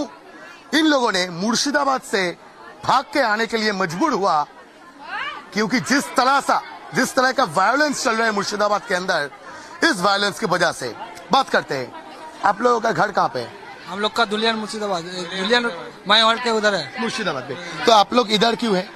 उधर मुस्लिम ले पूरा भांगचूर कर दिया हमारे उधर है बम बम जा बोमा टुमा सब फेंक रहा है उधर हम लोग के उधर रह नहीं सकते हैं ईट फेंक रहा है ईट सब फेंक रहा है पत्थर फेंक रहा है पत्थर फेंक रहा है घर में बहुत पत्थर फेंक रहा है उधर रुकने की भी जगह नहीं है हम लोग का बहुत नुकसान कर दिया हम लोग एक टाइम था जब बांग्लादेश से लोग भाग के आए थे पश्चिम बंगाल में ताकि अपना जान मान सम्मान बच जाए तो यही तो लग रहा है हमारे धुलियान में ऐसा बोल रहा था कि कुछ नहीं होगा कुछ नहीं अभी उधर भी सबसे ज्यादा हो रहा है उधर ही सबसे ज्यादा उधर ही हो रहा है तो ममता की पुलिस क्या कर रही है ममता पुलिस देख रहा है क्या कर रहा है कुछ नहीं उन लोग कुछ नहीं फेंक रहा है तो उन लोग के रिटर्न अभी अभी आप लोगों को यहाँ पर सेफ लग रहा है सेफ फील हो रहा है इधर सेफ लग रहा है हम लोग सेफ लग रहा है इधर देखिए पुलिस भी है सारे अधिकारी के भी है इधर सबसे ज्यादा सेफ लग रहा है इधर लेकिन आखिर कितना दिन ऐसे चलेगा दीदी क्या हाल है उधर की अवस्था ओदिके হিন্দুদের বেছে বেছে ভাঙছে চুরছে বম ফেলছে মারছে পিটছে দিয়ে আমরা ভয়ের মধ্যে আমরা বাড়িয়ে গেছি ঘর থেকে आप लोग भाग के आए পালিয়ে এসেছি এখানে और इस वक्त देखिए जो हालात है पश्चिम बंगाल के मुर्शिदाबाद जिला के वो हालात बहुत ही गंभीर है बहुत सारे लोग अपना घर मकान सब छोड़ के भाग के आने में मजबूर हो गया क्योंकि उधर जिस तरह से दबाई मच रहा है जिस तरह से उन लोगों के ऊपर अटैक हो रहा है जिस तरह से उन लोगों को घर जला दिया जा रहा है उन लोगों का सारे चीजें लूट लिया जा रहा है और ऐसे भी एलिगेशन आ रहे हैं कि पीने के पानी में भी जहर मिलाया जा रहा है ये एलिगेशंस भी ला रहे हैं ये सारे लोग जो अभी मालदा में एक हाई स्कूल के अंदर शेल्टर लिए हुए हैं और उन लोगों का कहना है कि हाँ अभी यहाँ पे थोड़ा बहुत सेफ फील हो रहा है क्योंकि बीएसएफ के जवान से क्योंकि यहाँ पे पुलिस थोड़ा बहुत कोऑपरेट कर रहे हैं यहाँ पे जो गवर्नमेंट ऑफिशियल्स है वो ऑफिशियल्स भी थोड़ा बहुत कोऑपरेट कर रहे हैं और यहाँ पे देखिए बीएसएफ के जवान उन लोगों ने यहाँ पे जो एरिया है वो एरिया की सिक्योर करने के लिए जो काम वो काम भी कर रहे हैं लेकिन एक सवाल बार बार सामने आ रहे हैं आखिर कितना दिन और कितना बार ऐसे भाग के जाना पड़ेगा जो इस पश्चिम बंगाल में रहते हैं वो उन हिंदुओं को अगर आखिर ममता पुलिस ममता एडमिनिस्ट्रेशन क्या चाहती है And BJP has lashed out at Trinamool Congress MP Yusuf Pathan for posting photos of him sipping tea in calm surroundings, as he wrote that in the option. Now, BJP national spokesperson Shahzad Poonawala alleges that at a time when Bengal was burning, the cricketer turned politician was rejoicing. Pathan, viewers, had on Saturday posted on his Instagram handle 3 photographs, one of which showed him sipping tea. And the caption read as, I quote, "Easy afternoons, good chai and calm surroundings, just soaking in the moment," unquote. In fact, Shukran Majumdar also questioned about his priorities and saying that the Hindus are getting slaughtered in Murshidabad and Malda, and this is what happens when imports are fielded to represent Bengalis. Listen in. Bengal जल रहा है, Bengal is burning और उसके पीछे ममता बनर्जी की TMC की सरकार पूर्ण तरीके से शामिल है। ये state protected, state encouraged violence है, टारगेटेड वायलेंस हो रही है हिंदुओं के खिलाफ, गाड़ी जलाए जा रहे हैं, लोगों को मारा जा रहा है, 3 हत्याएं हो चुकी है, परंतु पुलिस मूक दर्शक बनी बैठी। और अब यूसुफ पठान सांसद है टीएमसी के, चाय की चुस्की ले रहे हैं। बंगाल जल रहा है, ये चाय पी रहे हैं। बंगाल जल रहा है, हिंदू मारे जा रहे हैं, काटे जा रहे हैं, और यूसुफ पठान चाय में आनंद ढूंढ रहे हैं। ये है टीएमसी। एक तरफ बंगाल में हिंदुओं के साथ प्रताड़ना हो रही है, दूसरी तरफ मिस्टर यूसुफ पठान चाय की चुस्कियां ले रहे हैं। हाई कोर्ट को भी कहना पड़ा कि हम आंख मूंद कर बैठ नहीं सकते। सेंट्रल फोर्सेस डिप्लॉयड है मुर्शिदाबाद में, यूसुफ पठान चाय की चुस्कियां ले रहे हैं। ममता बनर्जी अभी भी तुष्टीकरण कर रही है। And despite the violence, TMC leaders are not at all taking any caution. In fact, they continue with their hate rant. They are in fact making further provocative statements amid the violence and sensitive atmosphere in West Bengal that has led to the deaths of at least 3 people. TMC leader Bappi Haldar now, he added fuel to the fire, saying that if anyone dares to eye the Waqf properties, we will gouge their eyes out and break their hands. Listen in. আপনার বাবা দাদাদের কবরস্থান রক্ষা করার দায়িত্ব যেমন আপনাদের তেমন আমাদের সকলের। ওয়াকফ সম্পত্তি কারোর বাপের সম্পত্তি নয়, ওয়াকফ সম্পত্তি একটা সম্প্রদায়ের সম্পত্তি। সেই সম্প্রদায়ের সম্পত্তির দিকে যদি কেউ চোখ তুলে তাকায় তার চোখ যেমন উপড়ে নেবেন, হাত তেমন ভেঙে দেবেন, একথা নিশ্চিতভাবে আপনাদেরকে দায়িত্ব দিয়ে বলতে পারি। And as the anti-terror operations underway in Jammu and Kashmir, the security forces have neutralized 3 Pakistani terrorists in exchange of fire after terrorists infiltrated into Jammu and Kashmir. Now, Lieutenant Governor Manoj Sinha sent out a stern message to Pakistan. Here's more on that. For the 5th straight day, security forces are engaged in massive anti-terror operations in Jammu and Kashmir's Kishtwar district. The Jammu and Kashmir police and the Indian Army are carrying out intense anti-terror operations.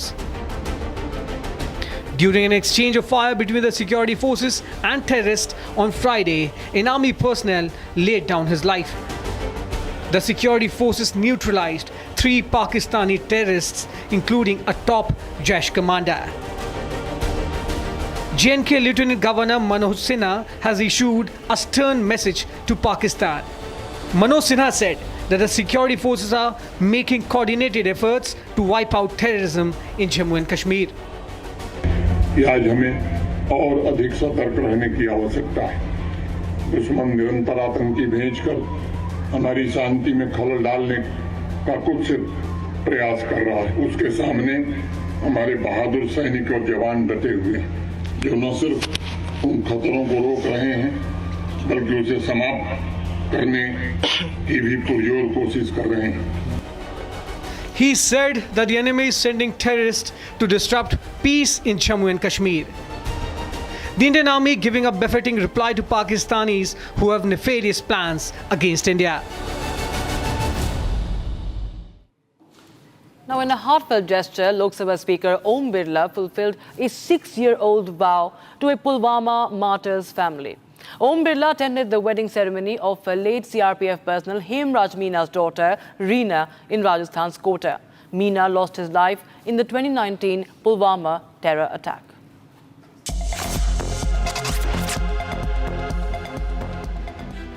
Lok Sabha Speaker Om Birla, fulfilling a promise he had made 6 years ago, attended the wedding ceremony of a Pulwama martyr's daughter in Rajasthan's Kota.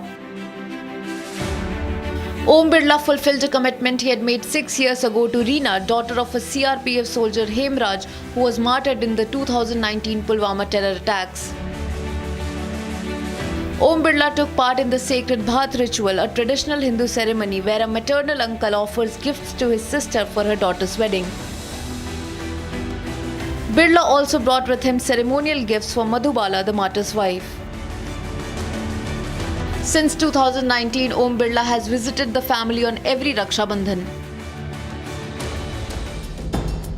The Pulwama terror attack, which happened on February 14, 2019, resulted in the death of 40 CRPF personnel. For the first time in its history, Simari, a remote frontier in Kashmir, is illuminated, all thanks to a solar electrification project led by the Indian Army under its Operation Sadbhavna. 4 solar microgrids have brought electricity to all 53 households, transforming lives in this remote border village that has long borne the brunt of conflict and underdevelopment. The Indian Army has shared this video. Here's more.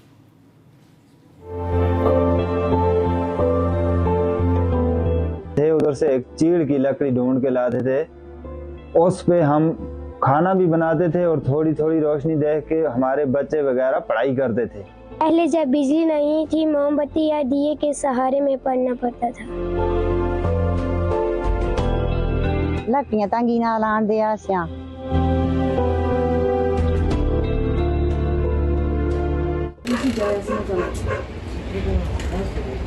इससे पहले light नहीं थी, हमें पढ़ने में परेशानी होती थी। आप हमें आर्मी ने लाइट दी, आर्मी का शुक्रिया।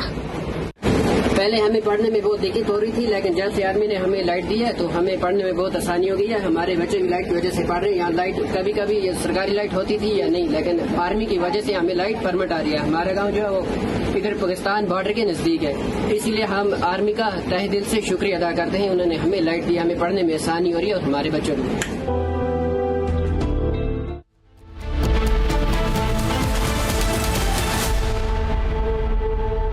आया असली स्वाद। अब आया स्वाद। जब स्वाद के पड़े हो लाले तो MDH का चंकी चाट मसाला डालें। MDH का Chunky chaat masala. MDH। Amity has been ranked amongst the top 3% universities globally, a testimony to Amity's globally benchmarked quality. सस्ते वाले दाल मसाले स्वाद हुआ बेकार। MDH की हल्दी मिर्ची धनिया करे कमाल। ये रंग दे, ये खुशबू दे, ये तीखा, ये कम पड़े। क्या निराला MDH masala. But with the coming of Muhammad Yunus and his most hostile anti-Indian agenda, this can no longer be countenanced, and India will now be forced to examine the hard options. So far we've only been using carrots to try and entice these people, to try and win over the people of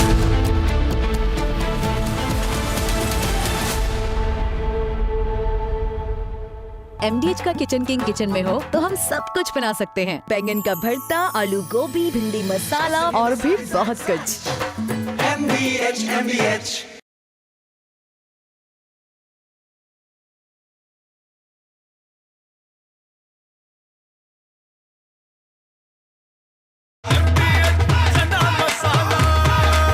अब छोलिया हो या लोबिया, सफेद चने या काले चने, सब कुछ मजेदार बने। So, we are telling you right now that Iran will not have nuclear weapons. I think they're going okay. What was your what well, I did can't Mr. Whitcomb tell you because it doesn't. Nothing matters until you get it done. So I don't like talking about it, but it's going okay. The Iran situation's going pretty good. From Asia's largest news headquarters, setting the agenda for Bharat.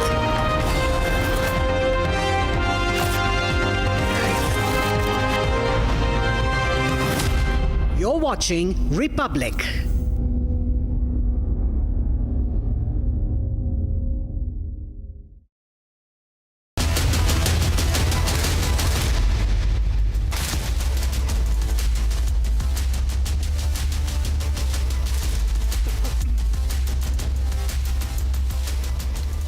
Hi there, hello and good evening friends. The fact that you are watching News Sunday shows how seriously you take what's happening around you and in the country. So let's have an hour of engaging news conversation.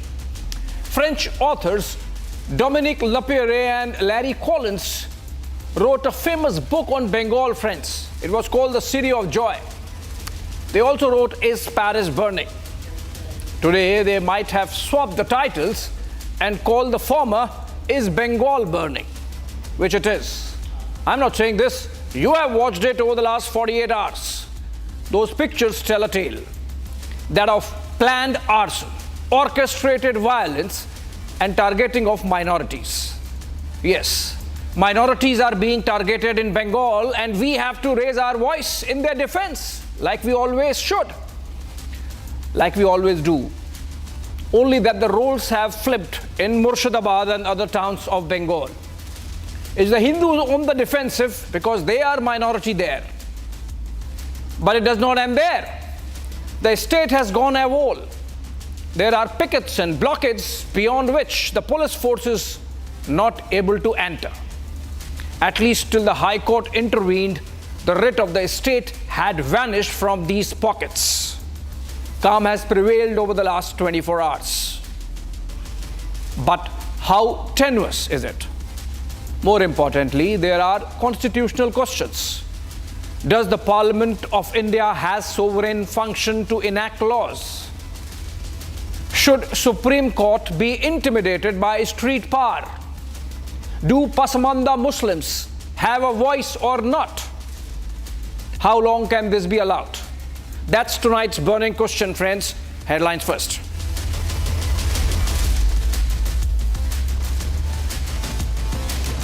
Violence continues in Murshidabad against Waqf Act. BJP claims over 400 Hindus forced to flee their own homes in the aftermath of the violence.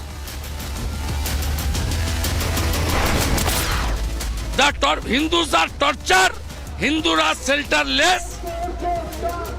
We want President's rule on the eve of the assembly election. BJP hits out at Mamata government, demands President's rule in West Bengal and imposition of AFSPA in affected districts. लड़ाई जारी रहेगी, खत्म नहीं, और जो कुर्बानी देनी पड़े पहले भी दी गई है, लड़ना पड़ेगा, लड़ेंगे, हम अकेले नहीं हैं इसमें। Jamiat Ulema and President Maulana Mahmood Madni justifies violence. His protest should have started the moment the bill was passed.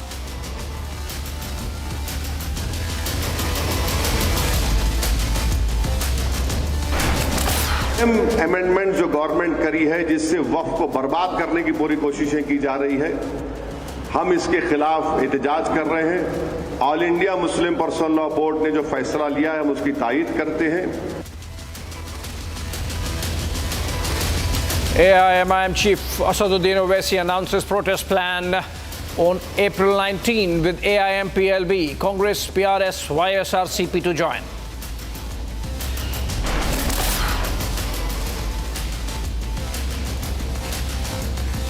And finally, 10 people arrested over the Hanuman Jayanti stone pelting incident in Madhya Pradesh's Guna. Security increased as tensions flare up after violence.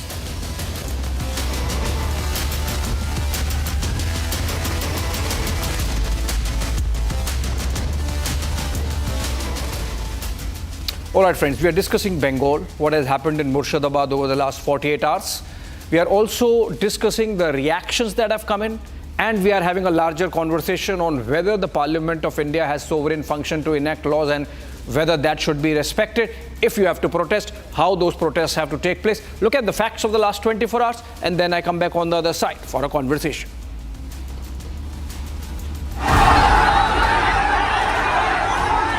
Murshidabad has turned into a war zone. Violent mobs attacked Hindu homes, pelted stones, and set property on fire. The BJP has called it nothing short of a planned anti-Hindu riot. With no visible police response, the BJP has now demanded Armed Force Special Power Act and President's rule in West Bengal. Trinamool is anti-national. Mamata Banerjee is completely anti-national. She did it to save her vote bank. The Hindus are tortured. Hindu Raj shelter less. We want President's rule on the eve of the assembly election. Bengal LOP Shuvendu Adhikari has alleged that more than 400 Hindus from Dhulian in Murshidabad were driven out of their homes by fear of religiously driven violence.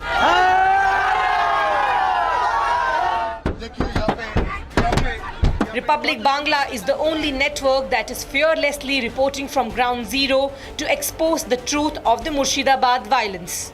इस वक्त हम लोग हैं मुर्शिदाबाद जिले के अंदर जो साजू मोड़ पे और यहीं पे ये वक्फ अमेंडमेंट लॉ के खिलाफ विरोध प्रदर्शन करते हुए कुछ एंटी नेशनल्स ने पूरा तोड़ मोड़ किया। यहाँ पे आग जलाया गया था और अभी देखिए यहाँ पे बंगाल पुलिस की जो कॉम्बैट फोर्स है, जो स्ट्रैको फोर्स है, इन लोगों को डिप्लॉय किया जा रहा है।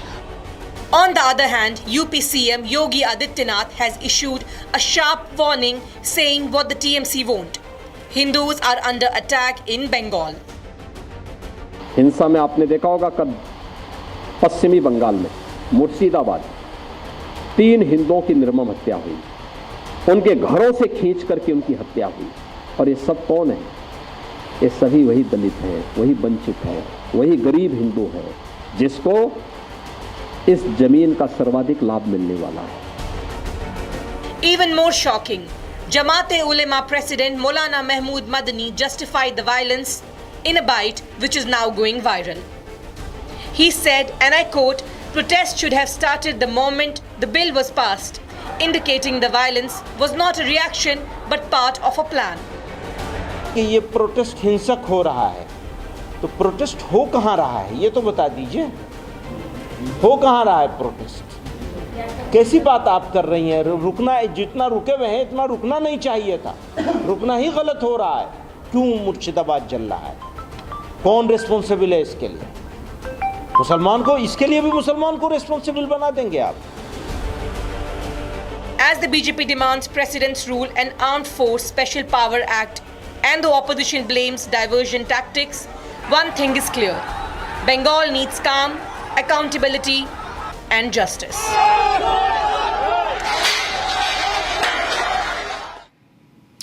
All right, welcome back, friends. On this debate tonight, the burning question, we have Adil Hassan. He is AIMIM national spokesperson. He is joining us live from Patna. We have Tausif Khan, advocate, and he practices in Kolkata. He leans towards the Trinamool Congress. He has to defend the Mamata government tonight. We also have Atikur Rahman, Islamic scholar, joins us live from Mumbai, is the rational voice, but gives in the Islamic and Muslim view on debates. On the other side, we have Desh Ratan Nigam, advocate, RSS leaning, live from Delhi tonight. We have Sharik Adib Ansari, National Working President of All India Pasmanda Muslim Mahaz. He is with me in the studios. And as is my habit of letting the opposition open the conversation, sir, since BJP is in opposition in Bengal, I want to begin with Dr. Ajay Alok. He is national spokesperson of the party. He's joining us live from Delhi. Dr. Alok, your MPs, two of them have written to the Union Home Ministry to impose AFSPA in affected districts. And your party leader of opposition in Bengal, Suvendu Adhikari, and as also your party president, Shukanto Majumdar, they have demanded that president's rule be imposed. Is it just political rhetoric? Since you are in power at the center, even if you are in opposition in Bengal, what stops you from going ahead, doing it?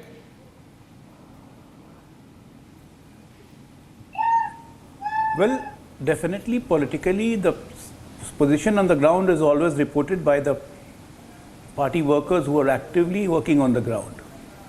And right now you don't have to look, even if you're not on the ground, sitting on the TV channel, you can look what's happening in Murshidabad. It's not looking like it's a part of India, right? In India, we have seen Kerala, we have seen Sambhal, we have seen multiple places like Malda, we have seen 24 Parganas, where we have seen Hindus migrating because of the pressure. Now you can see live view. So, belonging to that state, the state president and the state party leadership, they have urged the center with some demand, which are rightfully justified. And don't forget, Calcutta High Court directed the central government to install paramilitary forces. You can just understand the severity of the situation. When Hindus' shops were targeted, okay, this is Hindu shop, burn it. No, not this one, leave it, this is apna hai. When this kind of targeting starts happening, you have to feel that you're living in this country, right? You're not alien to this country, you're not foreigner to this country. So if they are raising this demand, this is not wrong. Let the central government go through it, seek a report from the state and from the governor, and the central government will take the right decision in the due course of time. Okay. We can't let another Srinagar happening or another valley happening in country. Okay, Tausif, I want to get you in on this now. You know, it's been about 12 hours since the central forces came in on the instructions of the Calcutta High Court, and it's calm all the way. It's calm is prevailing, peace is prevailing, you know.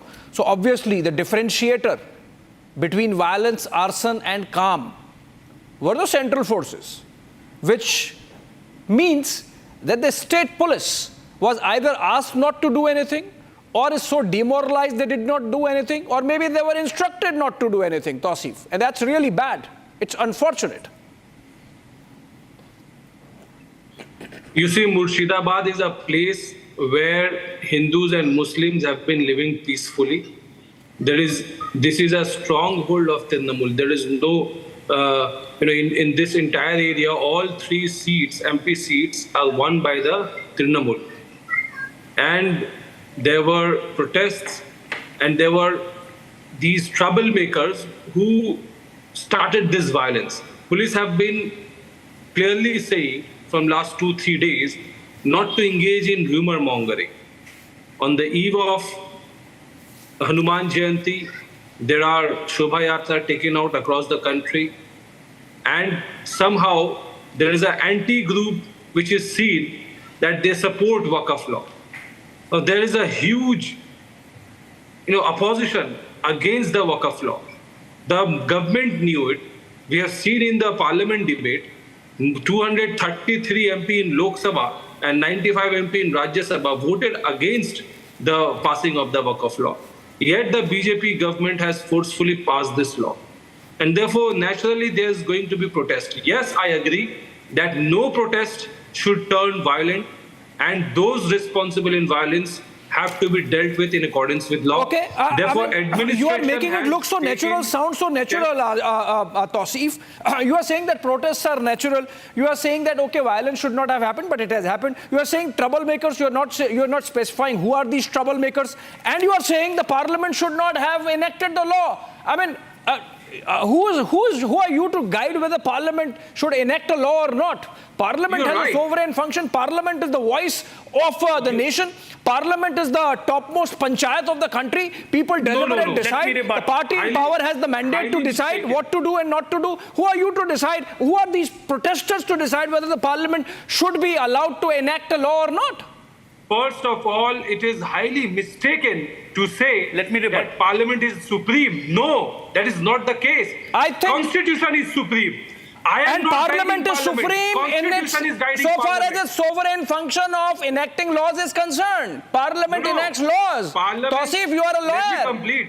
No, let me complete. You have asked me a question. Let me complete. Yeah, it's a very important question you have asked. The parliament is guided by the constitution. Any law which violates the fundamental And who decides what is in the constitution? Cannot be passed by the parliament. And who decides what is in the constitution? The constitution street, is above parliament. or specifically the Muslim street or the Supreme Court, because Jamiyat-e-Ulema and President Madni says that we will not listen to the Supreme Court, we will not wait for the judicial process to go on, we will come to the streets. So the street decides what is law, what is constitution, or the parliament decides the law and the Supreme Court decides what's in the constitution and what's constitutional. No, the amendment is challenged in the Supreme Court. Obviously, Supreme Court will decide on that, and we have full faith that Supreme Court will declare the law ultra-virus. So far, the street protest is concerned, the Constitution gives us right in democratic setup to protest 100%. On the street. Yes, laws are the ethos of the community. The law, whether it is desirable or not, is decided on the street. In the street, people can express their mind. Yes, it has to be peaceful. So far, any protest that turns violent, I do not support that. Constitution does not authorize that. Okay, therefore, you have conceded. Taken action. More than 150 arrests have been made, including those who indulge in rumor mongering. And there are elements from the opposition party, including BJP and Bajrang Dal and RSS. Okay, let Ajay Alok respond because you are making a direct charge against the BJP. Ajay Alok, quickly, before I open the debate. He's saying that these are troublemakers and some of them are backed by the BJP or perhaps in cahoots with the BJP. First of all, let me remind Tausif that Calcutta Police, West Bengal Police have been reminded by the center and the intelligence sources that extremist element from Bangladesh, especially Lashkar-e-Tahriri, plans to disrupt the state. Nothing has been done. This whole arson and violence has been carried at the behest of TMC, and the police were instructed not to do anything because for the last 2 days continuous violence, police never fired a shot even in the air. Forget about catching the culprits. Out of which 18 West Bengal police, 18, I'm putting the number, 18 West Bengal police have been admitted in the hospital. 7 of them are in ICU. I won't be surprised that there's going to come a time, because we are sitting on a volcano when it erupts, when the state police will revolt against this TMC. Because the kind of appeasement they are doing, they are not even caring for the police person's life. And they are such a shameless fellow that in front of them that this migration is happening. And Tausif is yet to respond and is taking, okay, protest should not turn violent. Constitution. Which constitution says that you can have a violent protest? Which constitution says that you can raise Palestinian flags? Which constitution says that you can pelt stones? Which constitution says you can murder people? Tausif, I don't have independent use verification Constitution of as a this, but shield. Ajay Alok is saying that 7 policemen are in ICU. They are critical, 18 are injured. Obviously, they have been stone pelted or they have been hit. These protests were not at all peaceful. Tausif, what you are talking about, protests being constitutional, protests being legitimate, it's not legitimate if you are protesting in a manner, Tausif, that 7 cops land in ICU. You're right, and that is absolutely unfortunate and not acceptable. It is right. Then that who's doing 18 it? Then who's doing were it? injured. Then who's doing it? It is And also for correct in that whose name is BSF this being opened done? fire And they cannot civilian fire a has shot. died from BSF They bullets. cannot fire a shot That is even also after true. being hit. Now, who is responsible for this? Why is the central government, BJP, Modi government, You are responsible. putting this law Your government is responsible forcefully upon because the you are public, abetting it. which is You are aiding opposing it. to the Okay. nail?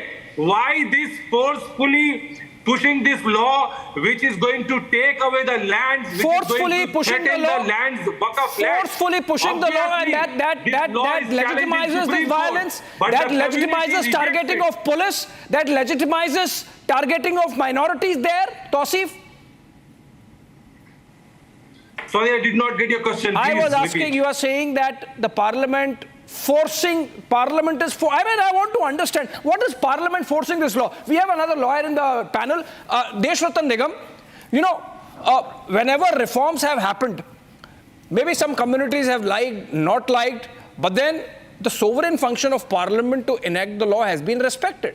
You know, you can protest. Waqf is not about community. Let me correct you. Waqf is not about a community. Parliament Waqf is not about community. But or an any impression is religion. being given that Waqf is purely about an a community. administrative matter. Waqf is an impression is being given that an entire community is targeted. Let me get in others. Okay. That's the plot. That's the plot. That's the plot. Interesting conversation now. Okay. It's an administrative problem. Okay. Now, so when you say a community is being targeted, as Tausif says, Ajay Alok says no. Let me get this to Adil Hassan and Sharik Adib Ansari. Can I go to Adil Hassan first, and then I'll come to Mr. Ansari. Adil Hassan, you say that the entire community is being targeted. The government says that this is an administrative matter. This is about corruption. This is about management. This is about something which does not find mention directly, at least in the Quran. Adil Hassan. सबसे पहले मैं आज जलियांवाला बाग के शहीदों को एक राज अकीदत पेश करता हूँ, और इस शेर से आपको वो सभी का खून शामिल है इस मिट्टी में, किसी के बाप का हिंदुस्तान थोड़ी है, राहत इंदौरी साहब का मशहूर शेर है। और ये डायरेक्ट रिलीजियस मैटर पे बीजेपी का इंटरफेरेंस है। चंद्रबाबू नायडू एक ऑर्डिनेंस लाते हैं, एक रूल लाते हैं कि तिरुपति बालाजी मंदिर में कोई नॉन मुस्लिम नहीं रहेगा। मुझे कोई दिक्कत नहीं है, आप नहीं लाएं। वक्फ बोर्ड में आप जबरदस्ती किसी कम्युनिटी, हिंदू एंडोनमेंट बोर्ड पे कोई मुस्लिम नहीं रह सकता है, कोई दिक्कत नहीं, हम कभी नहीं एतराज किए। आपने जबरदस्ती बोध गया ट्रस्ट में बुद्धिस्ट को छोड़ के हिंदू कम्युनिटी से ले आए, उनका प्रोटेस्ट आप नहीं सुनिएगा। शिरोमणि अकाली दल में जो SGPC है उसमें आप किसी दूसरे को नहीं ला सकते। वक्फ मेरी संपत्ति है, मेरे बाप दादा ने दी है, मेरे बाप दादा ने मस्जिद के लिए, कब्रिस्तान के लिए, ईदगाह के लिए, इमामबाड़ा के लिए, खानकाहों के लिए दिया। आप क्यों बेचैन हैं? आप क्यों आज सुधार करना चाहते हैं? आप 20 साल में, आप 11 साल से सरकार में हैं, 20 स्टेट में आपकी सरकार है, एक मॉडल स्टेट बता दीजिए जिसमें आपने वक्फ के लिए कुछ किया है। बिहार में अजय आलोक बिहार से आते हैं, 2005 से नीतीश कुमार का एक ही आदमी वक्फ बोर्ड का चेयरमैन है। बतला दे वो वक्फ की कितनी संपत्ति को इंक्रोचमेंट हटाया है। अख्तर ईमान साहब ने अभी असेंबली में उठाया, उनका घर बाढ़ है, फतवा के पास एक इमामबाड़ा और कब्रिस्तान को कब्जा हो रहा था, अख्तर ईमान साहब ने असेंबली में उठाया, तब इनके चेयरमैन और मंत्री जगे। अभी 5 दिन पहले की बात है, रमजान की बात है। तो ये झूठी अफवाह, और जबकि हिंदू एंडोनमेंट बोर्ड को 12.5 लाख एकड़ जमीन है और 5 स्टेट में, आंध्रा, तेलंगाना, तमिलनाडु, उड़ीसा और आपका कर्नाटका में, उस पर कोई इंटरफेरेंस नहीं। आप मेरी संपत्ति में अपना दिमाग क्यों लगाते हैं? और सबसे बड़ी बात, हमारे CEO जो रहता है, आप देश का हिस्सा नहीं है, ज्वाइंट सेक्रेटरी रैंक का ऑफिसर रहता है, हम पूरा हिस्सा है। तो अलग अलग हम ही तो बात हो रही है, ये हैंड्स ऑफ क्यों? हमने जान दिया है अभी जो आप कह रहे हैं उसमें आपने ये कह दिया कि हैंड्स ऑफ, ले your hands of, don't interfere. आप ही कह रहे हैं यानी कि आपको देश से जुड़ना नहीं है, आपको अलग रहना है। तो ये विचार जो है 1955 से चला आ रहा है, 1947 से पहले तो मैं छोड़ ही देता हूं। कोर्ट बिल आए तब भी कहा कि नहीं हमें छोड़ दीजिए, फिर शाहबानो हुआ तब भी कहा हमें छोड़ दीजिए, फिर शायरा बानो हुआ तब भी कहा हमें छोड़ दीजिए, फिर तो ये आप अलग ही करना है, अलग ही रहना है, कुछ समझना नहीं है। सुन लीजिए, सुनिए, फिर आप कहते हैं कि जुड़ते नहीं है, फिर आप कहते हैं कि ये देश हमको एक साथ ट्रीट नहीं करता है। भाजपा में नहीं जाएंगे। You will allow me to speak or yes, I am allowing. I am just countering you with some facts. Please go ahead. So allow me to speak. Just have patience to listen me. Allow me to speak. मैं नीतीश कुमार नहीं हूं जो मिट्टी में मिल जाऊंगा, भाजपा में नहीं जाऊंगा। मैं नीतीश कुमार नहीं हूं आरएसएस मुक्त भारत बनाऊंगा। मैं चंद्रबाबू नहीं, नायडू नहीं हूं जो राहुल गांधी के साथ आंध्रा पर तेलंगाना में प्रचार करते हैं और नरेंद्र मोदी और अमित शाह को क्या नहीं बोला हूं। हम वो नहीं है, हम उसूल की राजनीति करते हैं। हमारे कम्युनिटी के साथ क्योंकि आपने एक शेर के साथ शुरू किया था, मुझे भी एक शेर याद आ रहा है। चांद के साथ कई दर्द पुराने निकले, कितने गम थे जो तेरे गम के बहाने निकले। हाँ, but see the point is देश रत्न निगम, ये जलियांवाला बाग, ये जो आप बोल रहे हैं ना, आप नीतीश कुमार, आप सुन, मेरा वक्फ की संपत्ति है। आप अपने सबसे बड़े कॉर्पोरेट घराने को, आपके दोस्त को बचाने के लिए Adil Hasan, tell me, do you represent all Muslims of the country? कुछ नहीं दिया। Adil Hasan, tell me, do you represent all Muslims of the country? Adil Hassan, please tell me, do you represent, are you the voice of all Muslims of the country? We represent every community of the country. No, you are talking only about Muslims. You are saying hands of the religion, hands of the people. Every section, every caste, every creed. No, आप तो अपनी सिर्फ अपनी बात कर रहे हैं ना वक़्फ़ की। Every citizen of this country. नहीं, अभी आप वक़्फ़ की जब बात कर रहे हैं तो सिर्फ अपनी बात कर रहे हैं। मेरे साथ it is directly related to me. With me. It is directly related to me. Okay, let me now get in Atikur Rahman as also Sharik Adib Ansari. First, I'll go to Sharik Adib Ansari. Just 10 seconds. 10 seconds. Okay, quickly. Allow me 10 seconds. My leader raised 640 questions in parliament of health, education, hospital, sanitization, infrastructure. It relates to 140 crores of Indians. But this WAF is directly related to our community. Exactly, and we are discussing WAF today. And since you are saying that you represent the Muslim community as a monolith, I want other voices also on this debate, which includes Atikur Rahman. What about Sabarimala judgment? You ask BJP, what about Sabarimala judgment? I am coming to that. I am coming to that. I am coming to that. Okay. I am coming to that. I am coming to that. I am coming to that. Okay. Atikur Rahman and Sharik Adib Ansari. Now, Mr. Ansari first. Mr. Ansari, you represent the All India Pasmanda Muslim Mahas. Please tell us, and as I said, he is a voice, a Muslim voice, which is in favor of the Waqf Amendment law. What is it in the law which makes you, as a Pasmanda Muslim, agree with it, to which Mr.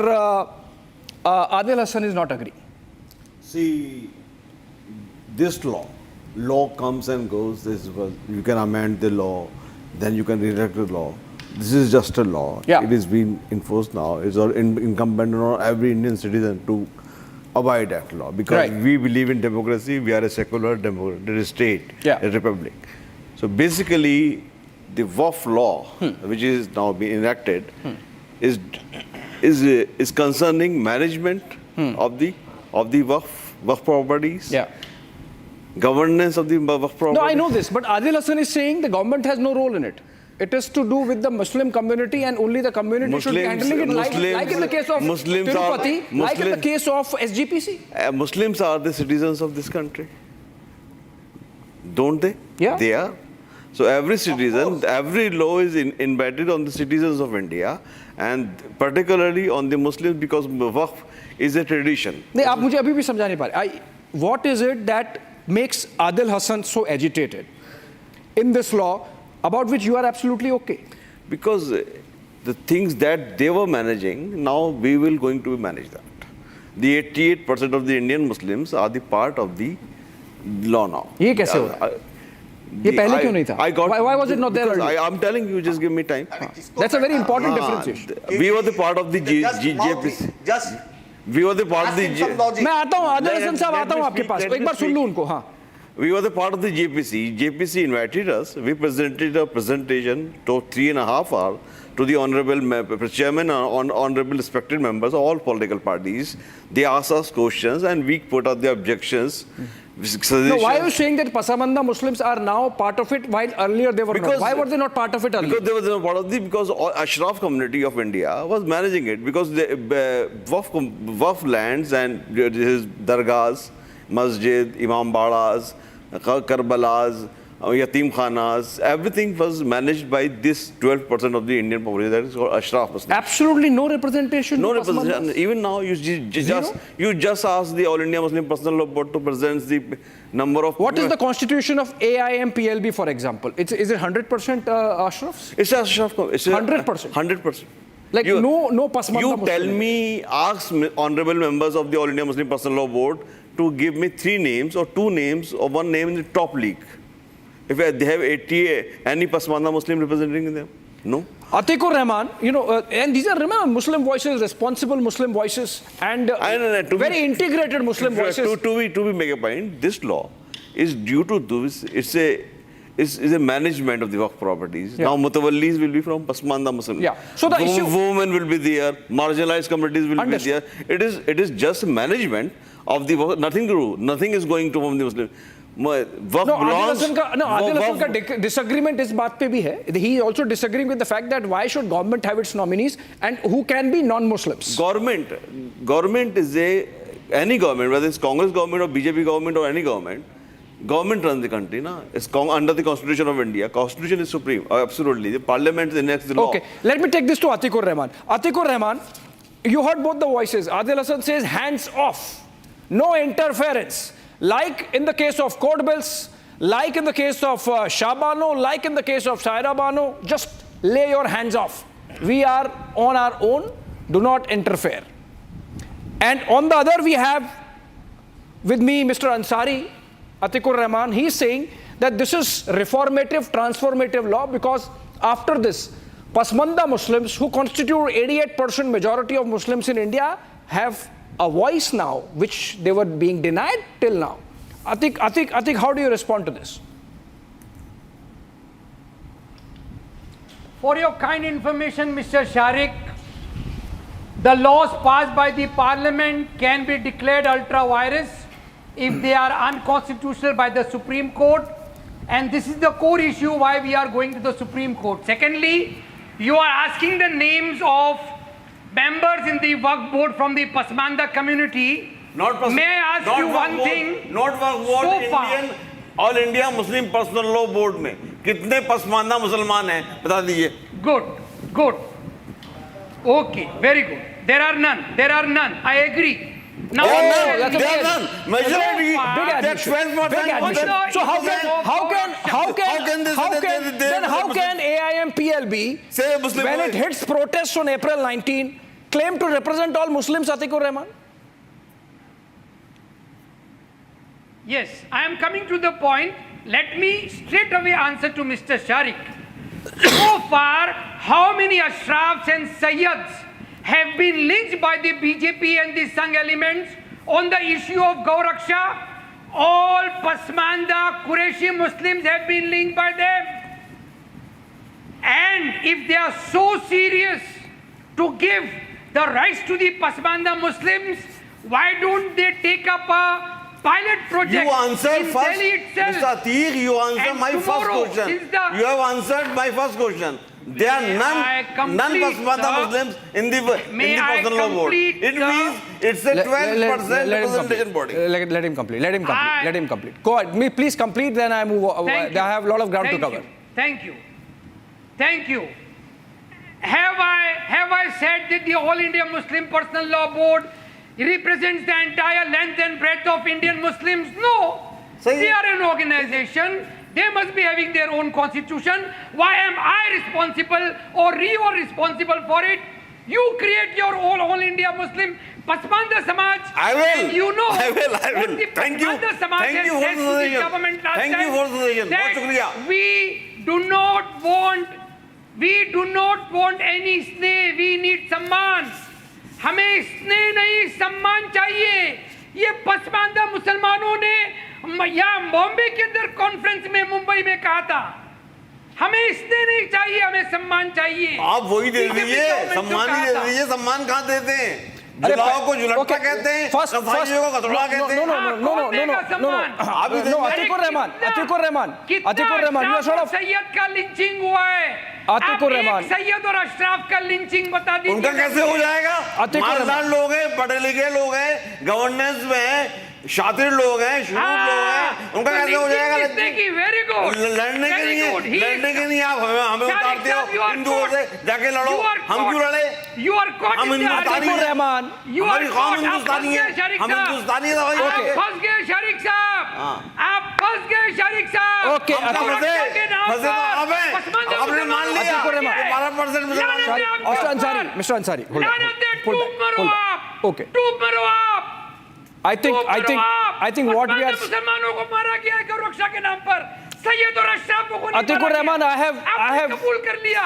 Atikur Rahman, I must say, I have never seen you this agitated ever in any of my debates earlier, there is something in this. You have made two admissions, Atikur Rahman, that there are no Pasmanda Muslims in AIM PLB, by which there is a natural corollary that AIM PLB does not represent a majority of Muslims of the country. I do not have the names of the All India Muslim Personal Law Board members.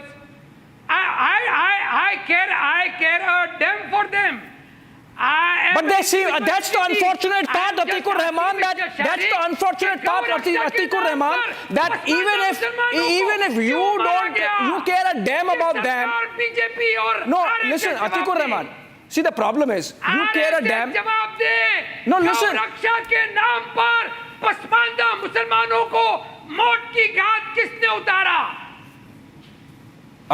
Mr. Ansari. और ये हमारी rights के लिए ensure This is for you to answer. Can I ask something from you, Mr. Atikur Rahman? You are a respected man. I respect your feelings. You are agitated because you have admitted for the first time you are admitting truth on national television. It's very good. I really appreciate on this. Because no Musliman says that there is no one. They say like this and this. There was a one vice chancellor of Darul Uloom, Vastanvi Saab. He was removed because he was a Pasmanda Muslim. There was a very human cry. Yeah. The Ashraf Muslims of India, the 12% Ashraf Muslims of India, they are the main issue. They are the main root cause of the No, but he has admitted to that. Let me get one more thing. I'm telling you the historical perspective. I understood. It's unfortunate because even Atikur Rahman is admitting that AIM PLB does not represent him. He's saying that I care a damn about them. See, any reasonable voice, Tausif included, Adil Hassan included, would say, okay, fine, this is just one body.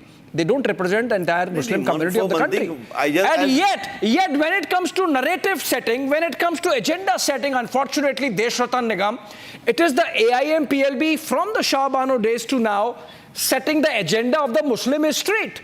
Now, where are those? AIM PLB is not a government body. Waqf boards are government body controlled by state government. AIM PLB is an NGO, is not a government body. Now, but the point I am making, Tausif, is that they seem to be punching above their weight. They seem to be literally holding the Muslim community to ransom. Government is responsible. Madhya Pradesh BJP government is controlling Waqf board. Wherever state government, they are totally controlling the Waqf board. If anyone has grievance against the representation, they can approach the state government. So far, AIM PLB is concerned, it's an NGO. Whoever, they have their things, they are running various projects and they collect donations. People give donations, they make them part of the NGO. Please do not speak on matters you are not aware of. Thank you so much, Tausif, for bringing me back to the point that I really wanted to take up with Desh Ratan Nigam. Thank you so much. Tausif, I have to get him. Desh Ratan Nigam is 9:35 and I have not been able to get him. Tausif, please. Case in High Court against the BJP government. Okay. If he comes from Uttar Pradesh, okay, let him file a case in Allahabad High Court against the BJP government and seek a right on the chair, seek an entry in the Waqf board. Government is BJP Fair government enough. is the one in Uttar Pradesh. Let me take controlling this. the Waqf board. Okay, please do not spread misinformation. Okay. Now let me take this to Desh Ratan Nigam. It's 9:37 and he has not been able to speak.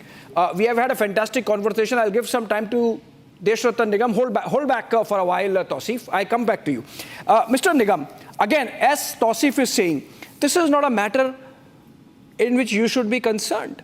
He's saying, how can a BJP government decide on what is there or should be there in Waqf board? Because it's something which concerns the Muslim community, the same argument that Adil Hassan gives. Now, a couple of questions. You are a lawyer. Is the parliament does the parliament have the sovereign function to enact laws?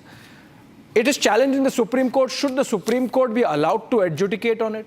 Shouldn't the Supreme Court decide what's the constitution and whether what parliament has enacted is constitutional or not? And more importantly, if the Pasmanda Muslims are not represented in the structures as they exist today and the government has brought in this law, why should we treat the voices of Maulana Madni of Jamiyat, of the AIMPLB and of the AIAMIM as the representative voices, given the fact that Pasmandas constitute a majority of the Muslim community in the country? Deshratan Nigam. Abhishek, in fact, let me answer you one by one, because I've been listening very patiently. Now, Bengal has become a state of sorrow and grief for Hindus. Time and again, and every time Kolkata High Court had to intervene and provide some kind of a relief and give some kind of an independent investigation so that culprits are brought to book. And every time, what we see is first create a violence, then play a victim card. Yes, Parliament is supreme so far as enacting laws are concerned, because our Constitution provides so. Judiciary for redressal of grievances is supreme, and executive for implementing the schemes of the Parliament is supreme. This is the constitutional scheme of things. And if a leader, TMC leader says, Mamata Banerjee, that we will not allow the Waqf Act to be implemented in West Bengal, which means contempt of Parliament, also an anti-India statement, which should be dealt with very strictly by the central government, because that means they do not want to respect the Parliament. They do not want to wait for the judicial outcome from the Supreme Court. This is a very, very serious matter and has to be taken and dealt with very seriously. Now, third, when somebody compares that temples are being run by Hindus, we are not asking that in the mosque management the Hindus should be brought in. There is no question like that. Waqf, nobody is, tampering with the membership of the Waqf. Waqf will have Waqifs and the Mutawalis who will be a Muslim. However, the grievance redressal mechanism everywhere in India is a secular one. Please remember Ram Mandir. In Allahabad High Court, Justice Khan had heard one of the judges. Even in Supreme Court, Justice Nazir had heard it. Now the board here, Waqf board itself had become the investigating authority, then a judge also. That cannot be allowed. You cannot become a judge in your own cause. Therefore, the grievance redressal mechanism is always secular. Even under the Waqf Act, the mechanism is secular. The judicial mechanism is secular. Anybody can deal with it, whether Muslim, Christian, Hindus, Buddhists, Sikh, Jain, Isais. Anybody can be a part of the judicial secular grievance mechanism, which was there in the Ram Mandir case also. There was a Muslim judge also on the bench.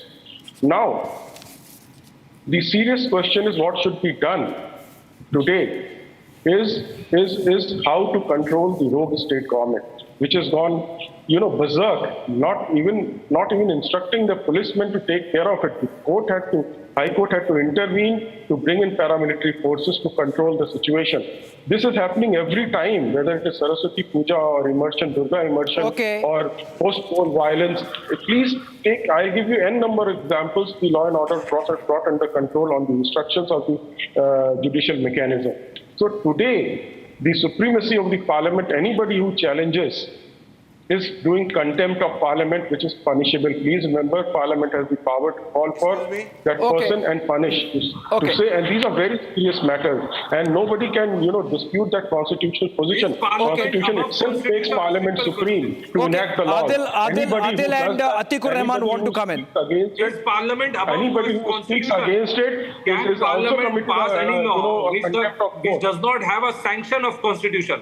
Parliament cannot pass any law which does but not have a that sanction of Murshidabad won't decide, Constitution. Tausif. That would be decided in the Supreme Court. And No, I'm no, no, concerned. it is already I'm concerned. written You in should the be concerned. Constitution. You know what? It is Jamiyat already Ulema's written in president, Constitution. Maulana Madni, has said today, he has said we are late. We should have started this early. We don't want to wait for the Supreme Court. Then what are you saying? What is constitutionalism? What is Parliament for? What is Supreme Court for? Obviously, this is pre-planned, premeditated, and this is aimed at creating chaos. This is aimed at creating lawlessness. This is planned, conspired, and you are saying this is BJP versus Trinamool?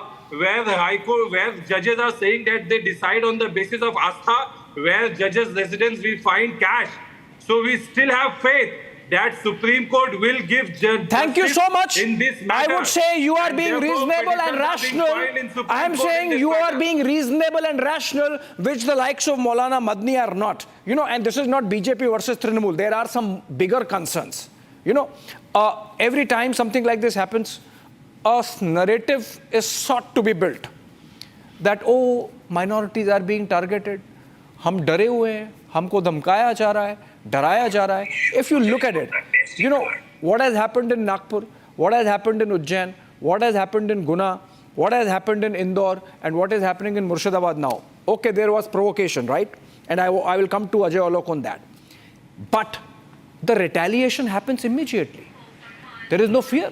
Swords come out, stone pelting happens. May I have 10 seconds? Sticks come out. May I have 10 Atikur Rahman, ये डरे हुए का narrative तो बंद हो जाना चाहिए कम से कम. 10 seconds. 10 seconds.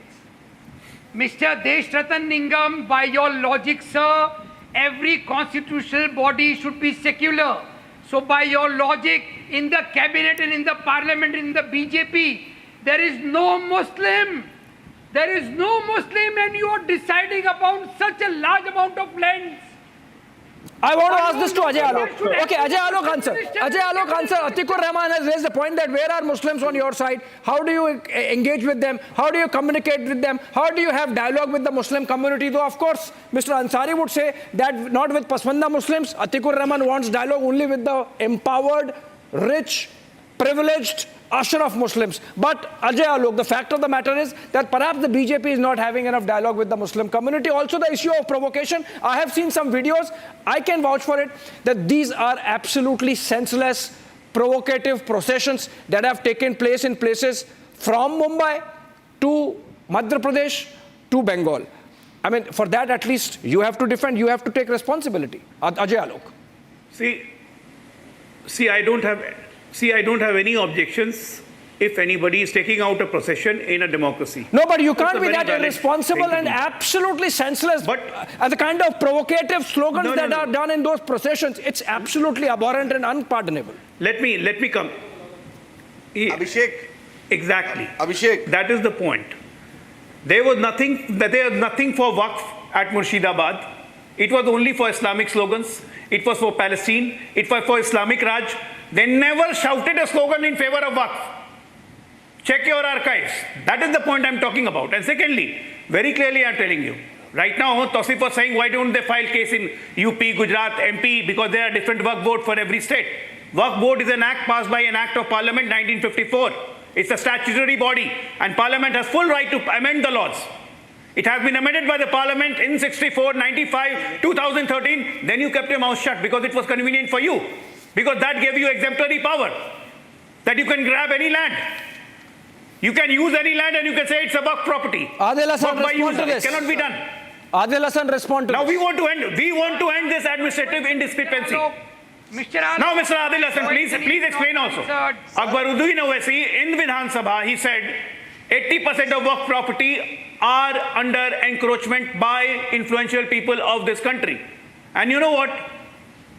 Your anti-people says that in Hyderabad, 3,500 crores property is encroached by Owaisi himself. He has constructed walls where he gets rent from. Respond now. And there are all photo pictures pasted on the social media. Respond now. Mr. Ajay Alok, you are telling on the national TV we will face defamation case. So better don't bring Owaisi Sahib name in this. You don't know the fact. You don't Please go ahead. YouTube channel. Please go ahead. I have not said anything which is not in the public domain. On the national TV. Yeah, I will go. You don't take it lightly. I will go. I have not said anything which is not in the public domain.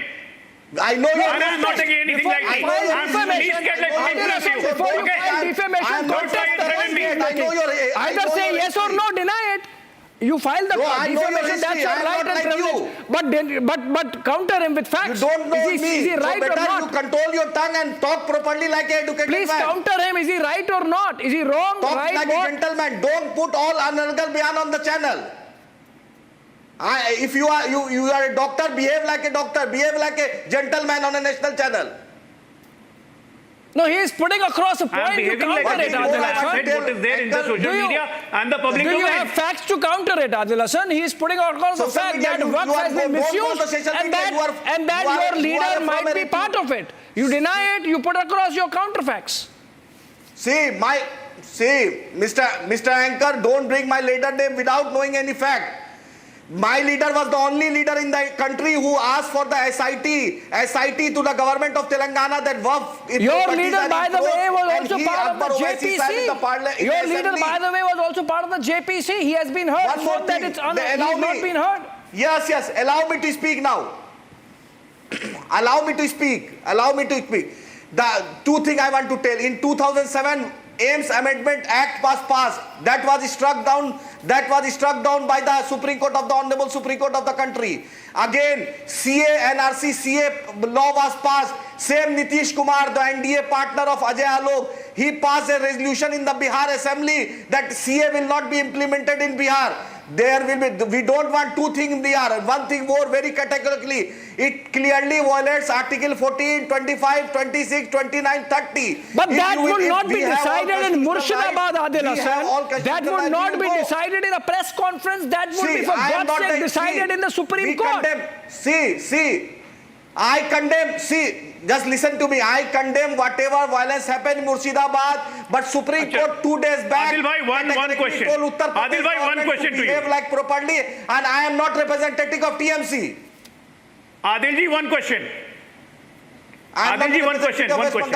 Yes, please. Just one question. Yes. Okay, just one question from you. Just one question. Shahbanu case was decided by Supreme Court. फिर क्या हुआ बताइए आदिल हसन फिर क्या हुआ Why it was turned down by Parliament? Why it was turned down by Parliament? You never believed Supreme Court then? Allow me to Sabrimila. And now you don't believe in Parliament? Allow me to speak now. Don't buy time. Answer. Sabrimila में Supreme Court ने क्या कहा? Allow me to speak. Sabrimila में क्या हुआ? Supreme Court का judgement Sabarimala मंदिर में क्या हुआ? आपने 1992 में बाबरी मस्जिद को बोला था कि तोड़ेंगे। आरएसएस बीजेपी ने शपथ सुप्रीम कोर्ट में दिया था। अजय आलोक जवाब दीजिए। सबरीमाला में क्या किया? आपने सबरीमाला में क्या किया? आपके लिए सुप्रीम कोर्ट है, मेरे लिए नहीं है। क्या मेरे लिए भी सुप्रीम कोर्ट है? हम भी क्या किया? अरे हमने क्या किया सबरीमाला में? बताइए ना क्या किया हमने? Didn't we respect the Supreme Court? बताइए बीजेपी का क्या? Didn't we respect the Supreme Court? आपने माना क्या? I think we are digressing. That we are not going to abide by the Supreme Court. We have never said that. Adil Hasan, please pull back. पास किया है. Okay, please pull back. We are digressing. You know. अरे brother, CA में नीतीश कुमार ने पास किया है. Shabano. Supreme Court Shabano. I want to come back. I want to come back to the Waqf, and I want to come back to Bengal. I want to come back to Murshidabad. Pull back, please. Tausif, you know, what has Waqf protest to do with the kind of looting of shops and malls we have seen? You know, what has Waqf protest to do with targeting of paramilitary forces and in one case at least even Indian army? You know, we have Siddiqullah Chaudhary, who's a minister in the Trinamool government, Tausif. You know him. He's heard saying Kolkata Raj Bhavan is Waqf property, Eden Gardens is Waqf property, Calcutta High Court is Waqf property.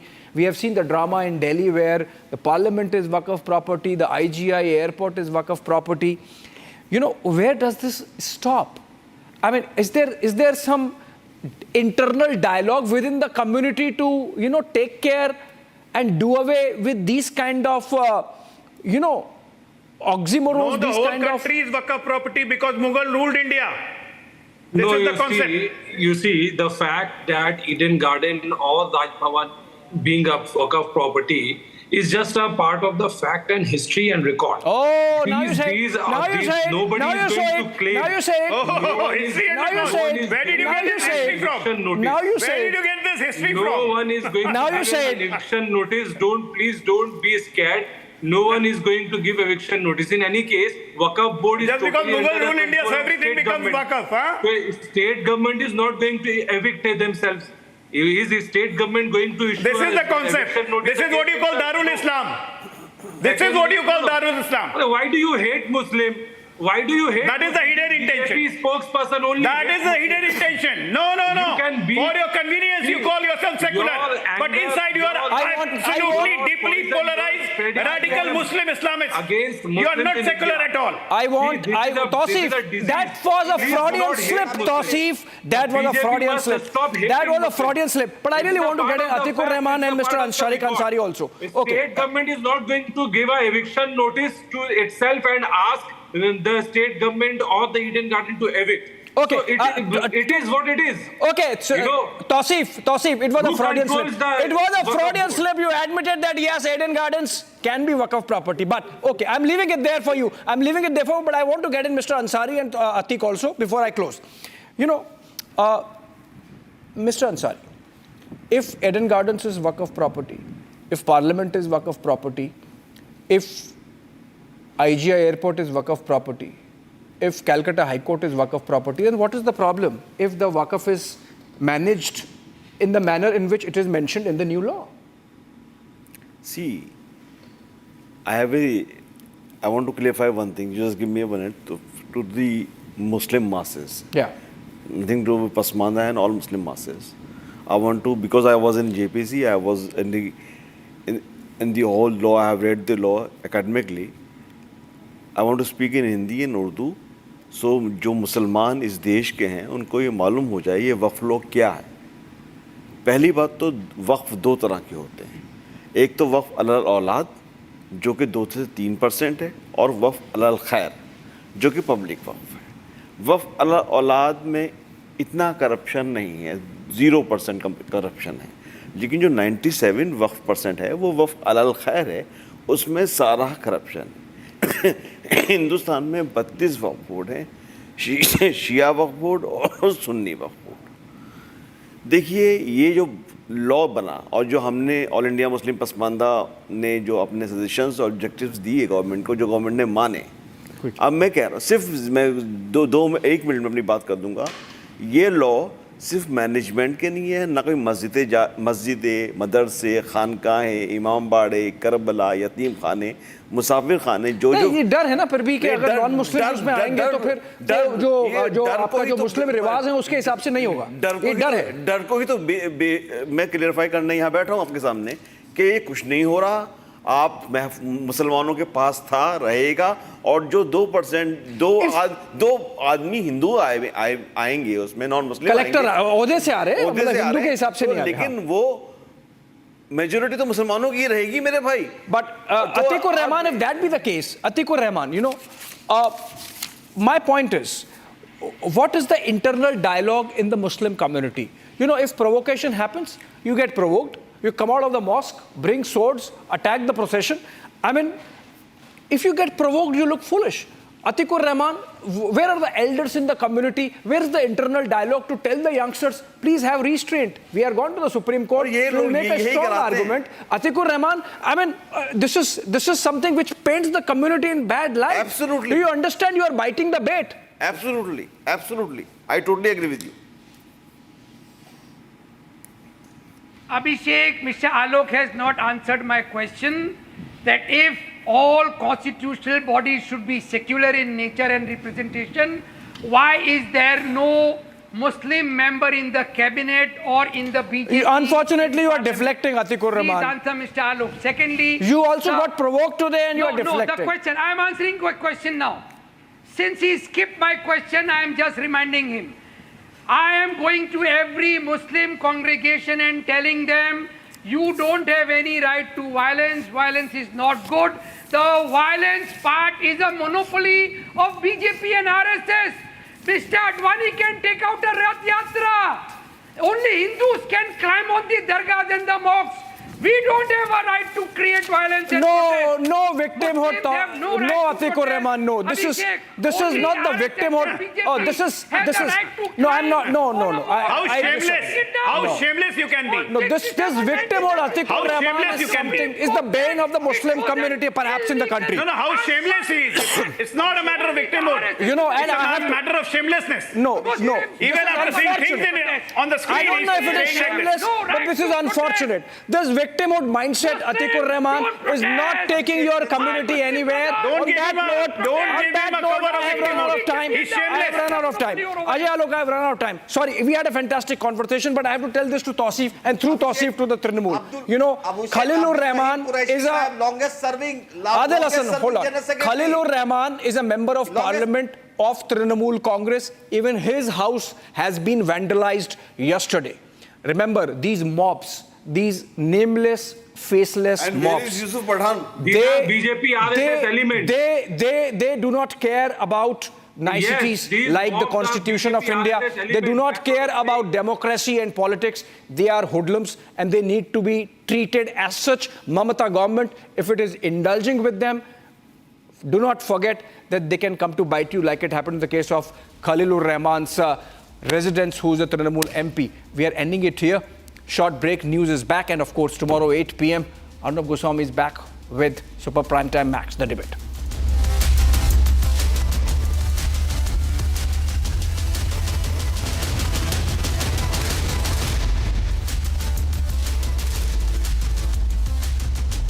अब आया असली स्वाद। अब आया स्वाद। जब स्वाद के पड़े हो लाले तो MDH का चंकी चाट मसाला डालें। MDH का Chunky chaat masala. MDH। Amity has been ranked amongst the top 3% universities globally, a testimony to Amity's globally benchmarked quality.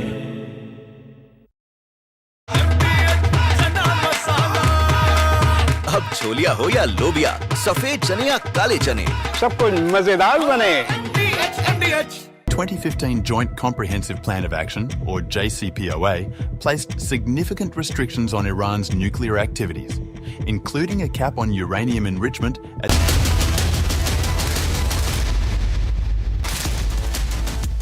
MDH का किचन किंग किचन में हो तो हम सब कुछ बना सकते हैं। बैंगन का भरता, आलू गोभी, भिंडी मसाला और भी बहुत कुछ। MDH. Amity has been ranked amongst the top 3% universities globally, a testimony to Amity's globally benchmarked quality. सस्ते वाले दाल मसाले स्वाद हुआ बेकार। MDH की हल्दी मिर्ची धनिया करे कमाल। ये रंग दे, ये खुशबू दे, ये तीखा, ये कम पड़े। क्या निराला MDH masala. Time for hard options in Bangladesh. We all know that Joe Biden democratic dispensation had turned implacably hostile towards India, especially because of India's refusal to, spoil and cut off its relations with Russia during the Russia-Ukraine war. This is the war which Joe Biden wanted to fight a proxy war against Russia using Ukraine as a battering ram. And it had told us, you are with us or against.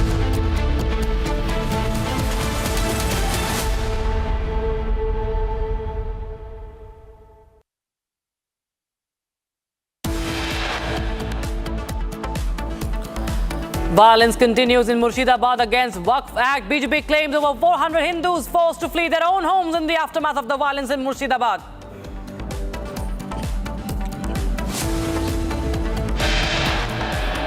Hindus are tortured.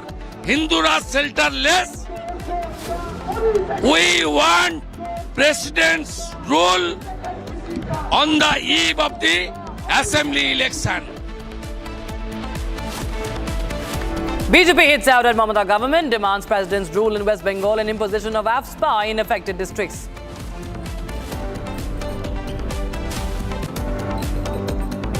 लड़ाई जारी रहेगी, खत्म नहीं, और जो कुर्बानी देनी पड़े पहले भी दी गई है, लड़ना पड़ेगा, लड़ेंगे, हम अकेले नहीं हैं इसमें। Jamaat Ulema-e-Hind President Maulana Mahmood Madni justifies the violence says protests should have started the moment the bill was passed. अहम अमेंडमेंट जो गवर्नमेंट करी है जिससे वक्फ को बर्बाद करने की पूरी कोशिशें की जा रही है, हम इसके खिलाफ एहतजाज कर रहे हैं। All India Muslim personal law board ने जो फैसला लिया है हम उसकी तायीद करते हैं। AIMIM chief Owaisi announces protests planned on 19th of April with the All India Muslim Personal Law Board, Congress, BRS, YSRCP to also send their representatives. And 10 people arrested over Hanuman Jayanti stone pelting incident in Madhya Pradesh's Guna. Security increased as tensions flare up.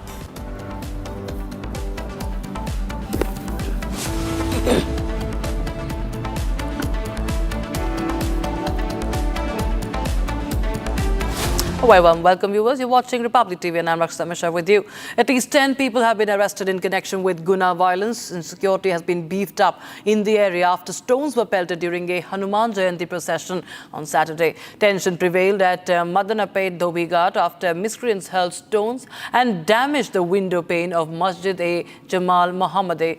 Incident happened in afternoon when a food camp was organized in view of Hanuman Jayanti. Some people from the crowd had gathered at the food camp. In fact, what had happened that one who was dressed as Hanuman was targeted and was beaten up. गुना में जो हिंसा हुई उसके हम लगातार एक के बाद एक सबूत दिखा रहे हैं, पर्दे खोल रहे हैं। फिलहाल देखिए जो कर्नलगंज की मस्जिद है वो सामने है। पुलिस की टीमें लगातार पेट्रोलिंग कर रही हैं। मस्जिद के पास ही ये पुरुषोत्तम जी का मकान है और इनकी मकान की बालकनी पर देखिए यहाँ तमाम आप देखेंगे ईंट जो है वो पड़ी हुई है, क्योंकि इनका साफ तौर पर कहना है कि इनके घर पर पथराव हुआ, न सिर्फ बालकनी में बल्कि घर के अंदर। यहाँ पर देखिए आप अंदर आएंगे कैमरामैन मेरे, ये देखिए ये एक पत्थर, दो पत्थर, तीन पत्थर, ये ईंट, इसके अलावा यहाँ पर ये देखिए जैसा का तैसा सब अभी उसी स्थिति में पड़ा हुआ है। पुरुषोत्तम के घर की ये हालत है और जब इनके घर पर पथराव हुआ तो ये काफ़ी डरे हुए थे, पूरे परिवार के लोग डरे हुए थे। पुरुषोत्तम जी क्या हुआ था? मैं तो सर पथराव के समय ही आया था, दुकान से आ रहा था तो रास्ते में यहाँ पथराव चल रहा था तो मैं दौड़कर घर पे आया तो विक्की खान ने मेरा मोबाइल छीना और मुझसे बोला कि वीडियो बना रहा है तू, तेरा लड़का वीडियो बना रहा है। मेरा मोबाइल छीनकर तोड़ दिया उन्होंने और तोड़कर गाली गलौज की और साथ में ले गए मोबाइल। और उसके बाद में सब लोग बोले कि अब तू यहाँ नहीं रहेगा, तुझे हम छोड़ेंगे नहीं, पुलिस कब तक बचाएगी तुझे। इसके बाद में और भी पत्थर वगैरह फेंके उन्होंने और गाली गलौज करी और बहुत डरे हुए स्थिति ये बन रही थी कि सर अब तो हम कुछ भी नहीं कह सकते। मतलब क्या डर है, क्यों डर है? हम लोग डरे हुए हैं, क्या कब क्या कर रहे हैं ये इनका कोई भरोसा नहीं है अब तो। फिर आगे क्या सोचा आपने? आगे अब यहाँ से देखते हैं, हम कुछ और कहीं और देखते हैं, यहाँ से तो छोड़ना पड़ेगा मोहल्ला, ऐसी स्थिति बन रही है। तो आपका खुद का पुश्तैनी घर? जी पुश्तैनी घर है, हम तो जन्म से रह रहे हैं यहाँ पर। तो घर क्यों छोड़ना पड़ेगा, पलायन करना पड़ेगा? पलायन ही करना पड़ेगा सब, ये ऐसी स्थिति बन रही है जो खुद धमकी दे रहे हैं कि अब तुम यहाँ नहीं रह पाओगे। तेरी गलती क्या थी? हमारी गलती ये थी कि मैं वहाँ से आया था, हम तो यहाँ खड़े थे देख रहे थे, बाहर आया तो मुझसे बोला कि आप वीडियो बना रहे हो। मैंने कहा वीडियो नहीं बना रहा। मेरे से मोबाइल छीना उन्होंने, मोबाइल छीन के तोड़ा, गाली गलौज करी, धक्का मुक्की करी और ऊपर पथराव करा। ये देख सकते हो आप पथराव की स्थिति। गुना में जो हिंसा हुई, जुलूस पर जो पथराव हुआ, उसमें पुलिस ने मुख्य आरोपी विक्की पठान को बनाया है। विक्की पठान को गिरफ्तार भी कर लिया है। अब विक्की पठान के घर के लोग मेरे साथ हैं, खासकर घर की महिलाएं हमारे साथ हैं। इनसे पूछते हैं कि इनका क्या कहना है, इनके क्या तर्क हैं, क्योंकि आरोप प्रत्यारोप का दौर दोनों तरफ से चल रहा है। विक्की की पत्नी है विक्की पठान की, उनसे मैं पहले पूछता हूँ, आप बताइए हुआ क्या है? विक्की को तो अरेस्ट कर लिया है, मुख्य आरोपी बनाया है।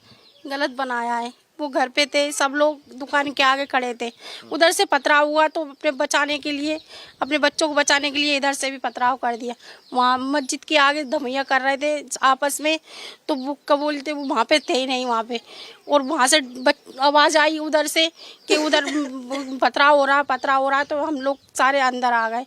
बस ये बात है कि और कुछ बात नहीं है। और बाकी में और उठा के ले गए, हमारे पति को यहाँ से उठा के ले गए, बच्चों को उठा के ले गए। पुलिस वाले आए जो गेट तोड़ गए, मेरे कपड़े खींच गए और उन्होंने मेरे की तो मेरे बिल्कुल ना सुनी। मैं कह रही हूँ कौन खींच गया? पुलिस वाले ये कह रहे थे हट हट यहाँ से हट। मैंने की नहीं, मेरे बच्चे डर के मारे, मेरे बच्चा छोटा है, किवाड़ लगा ली।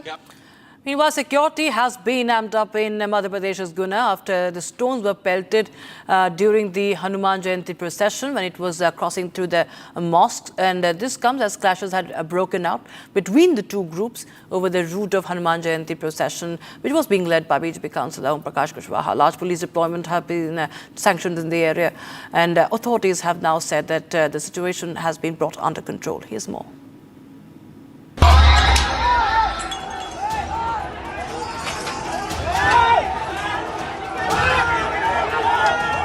Clashes broke out between two groups in Madhya Pradesh's Guna after a dispute arose over the route of Hanuman Jayanti procession.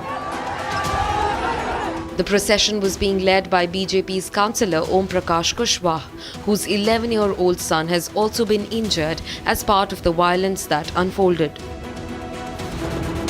What started as a quarrel between two groups quickly turned to stone pelting and physical altercation, prompting for the police authorities to step in and take charge of the situation. देखो matter of investigation है क्योंकि generally क्या होता है कि उस area में जुलूस निकलते नहीं हैं। जुलूस भी काफ़ी समय बाद उस एरिया से निकला था और दूसरे पक्ष की तरफ से भी था कि लोग अग्रेसिव हुए और बहुत जल्दी में हुए। तो ये चीज़ें ऐसी जो हमारे समाज के लिए अच्छा मैसेज नहीं देती। हमें शांति बनाए रखनी चाहिए। लेकिन जैसी ये घटना घटी उसके कुछ ही समय पश्चात हम और एसपी साहब भी वहाँ मौके पहुँच गए थे। हालात तत्काल ही काबू पे आ गए थे। In fact, the police was forced to use force to disperse the violent mob which attacked the Hindu procession.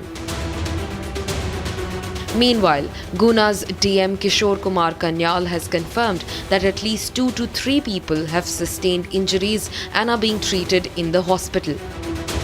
हमारे एसपी साहब ने पूरा राउंड रखा है। हमारी पूरी टीम अभी भी राउंड है। हम लोग यहाँ पे अभी कंट्रोल रूम में भी जस्ट आए हैं और यहाँ से भी पूरा मॉनिटरिंग कर रहे हैं। सभी जगह पे सभी किराए चुराए कंट्रोल है। किसी भी प्रकार की अफवाह पर आमजन ध्यान न दें, अपने घर में शांति से रहें। और हमने बार बार लोगों से फील्ड पे भी जाकर अपील की है कि कहीं पे भी अफवाह पे ध्यान बिल्कुल ना दें। Meanwhile, angered by the incident, members of Hindu organizations blocked the road at a major intersection and surrounded the city Kotwali police station.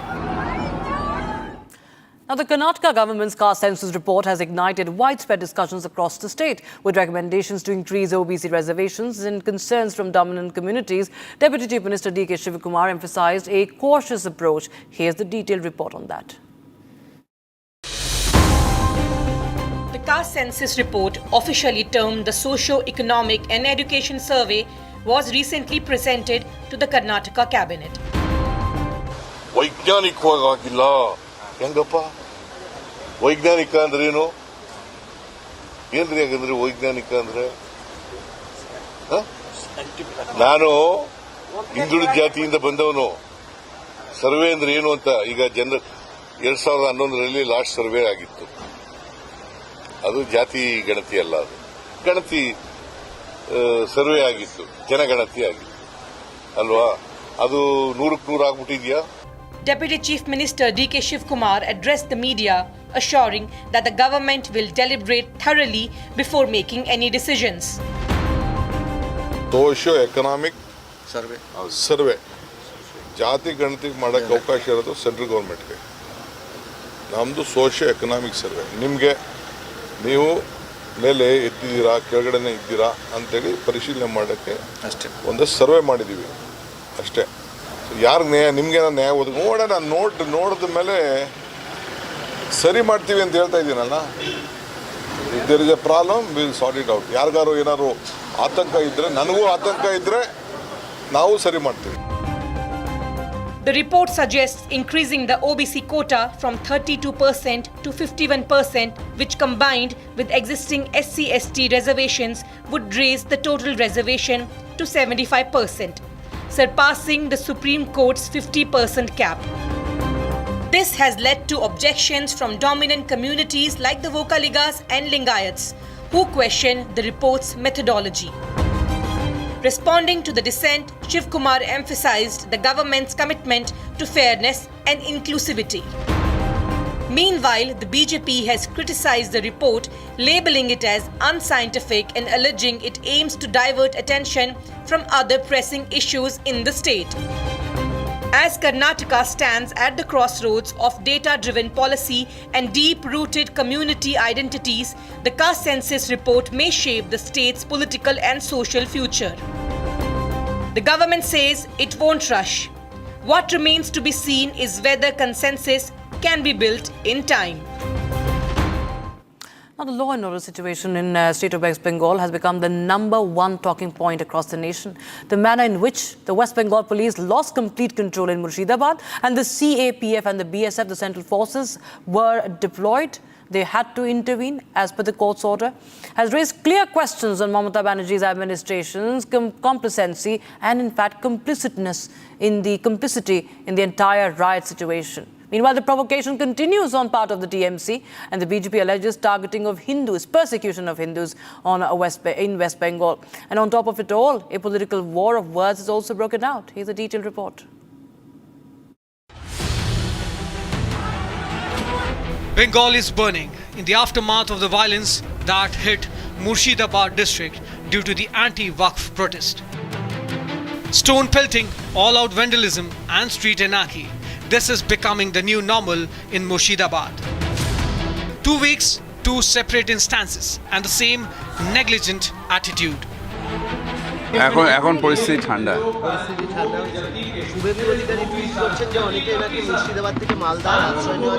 না এরকম কিছু না, এগুলো সব রাজনীতি।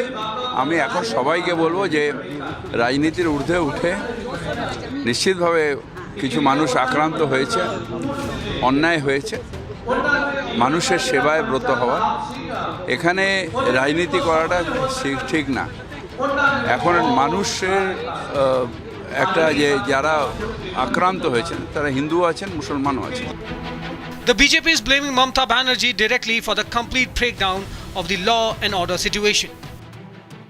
सिचुएशन ममता बनर्जी के नालायकता के कारण, उनके इनएबिलिटी के कारण सिचुएशन इस तरीके की हो गया है। हाई कोर्ट का जो वर्डिक्ट आया, ये ममता बनर्जी की गाल पे एक बहुत बड़ा थप्पड़ है कि you are not ready to rule the state, you are not eligible to rule the state. But the provocations of TMC see no end. TMC MP Bapir Haldar says he will gouge the eyes of people who look on the Waqf issue. আপনার বাবা দাদাদের কবরস্থান রক্ষা করার দায়িত্ব যেমন আপনাদের তেমন আমাদের সকলের। ওয়াকফ সম্পত্তি কারোর বাপের সম্পত্তি নয়, ওয়াকফ সম্পত্তি একটা সম্প্রদায়ের সম্পত্তি। সেই সম্প্রদায়ের সম্পত্তির দিকে যদি কেউ চোখ তুলে তাকায়, তার চোখ যেমন উপড়ে নেবেন, হাত তেমন ভেঙে দেবেন, একথা নিশ্চিতভাবে আপনাদেরকে দায়িত্ব দিয়ে বলতে পারি। Suvendu alleged more than 400 Hindus from Dhulian in Murshidabad were driven out of their homes by fear of religiously driven violence. Republic Bangla is the only network that is fearlessly reporting from ground to expose the truth of Murshidabad violence. इस वक्त पर्ललपुर high school के अंदर shelter लिए हुए हैं मुर्शिदाबाद से भाग के आने वाले सब हिंदू, और बाहर काफ़ी भारी मात्रा में पुलिस तैनात की है। यहाँ पे देखिए टीयर गैस के कैनिस्टर्स, टीयर गैस के जो डिस्पोजल गन सब लेके रैफ भी डिप्लॉय किया गया है इधर। और स्कूल के अंदर लोग हैं, और उन लोगों का कहना है कि ममता बनर्जी की पुलिस, ममता बनर्जी की एडमिनिस्ट्रेशन उन लोगों को सेफ्टी नहीं दे पा रहे हैं। इसीलिए उन लोगों का ये पुलिस से कोई उम्मीद अब बचा नहीं है, और वो लोग चाहते हैं कि या तो वो खुद अपने जो प्रोटेक्शन कर लेंगे, नहीं तो बीएसएफ जैसा कोई सेंट्रल फोर्स उन लोगों के प्रोटेक्शन की जिम्मेदारी उठा ले। Meanwhile, BJP MPs are seeking offspine the state to bring law and order under control. Malda, Murshidabad, नदिया और उसके साथ साथ आपका साउथ 24 परगना। और इसलिए मैं माननीय गृह मंत्री जी को रिक्वेस्ट किया हूँ सुबह को कि आप इस एरिया को पूरी उपद्रव एरिया घोषणा करने के लिए, क्या है कि 1958 एक्ट जो है armed force special power act उस आधार पे यहाँ नियुक्त करिए सेंट्रल फोर्स को, और सेंट्रल फोर्स के ऊपर यहाँ नियंत्रण दीजिए।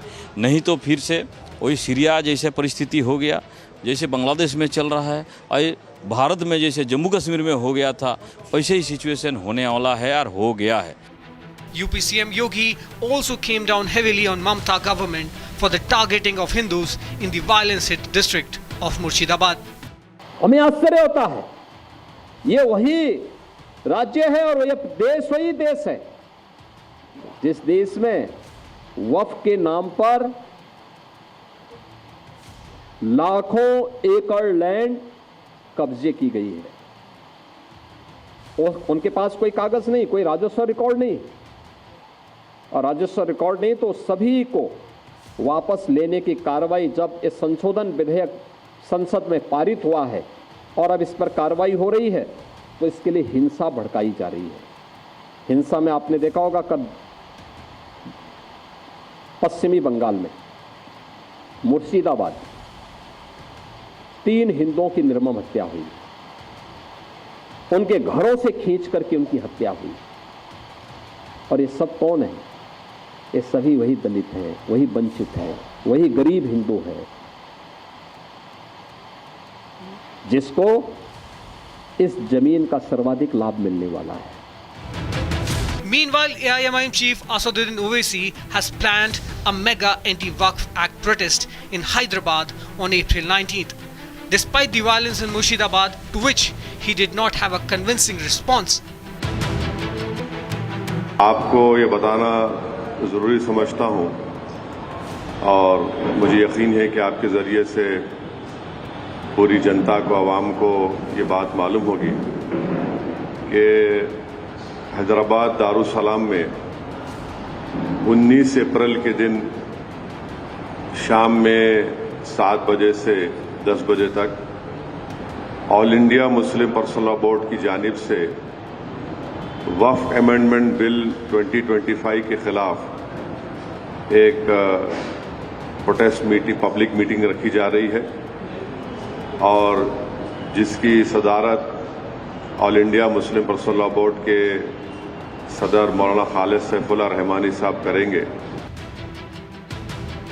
Meanwhile, the situation remains tense in Bengal as CAPF and the BSF try their best to bring the collapsing law and order situation in West Bengal under control.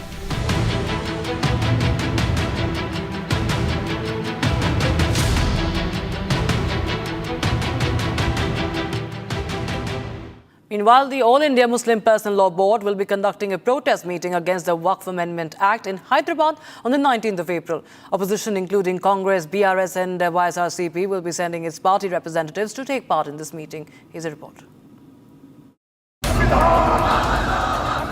As showdown over Waqf continues, today AIMIM chief Owaisi announced a protest meeting in Hyderabad against the Waqf law on April 19th.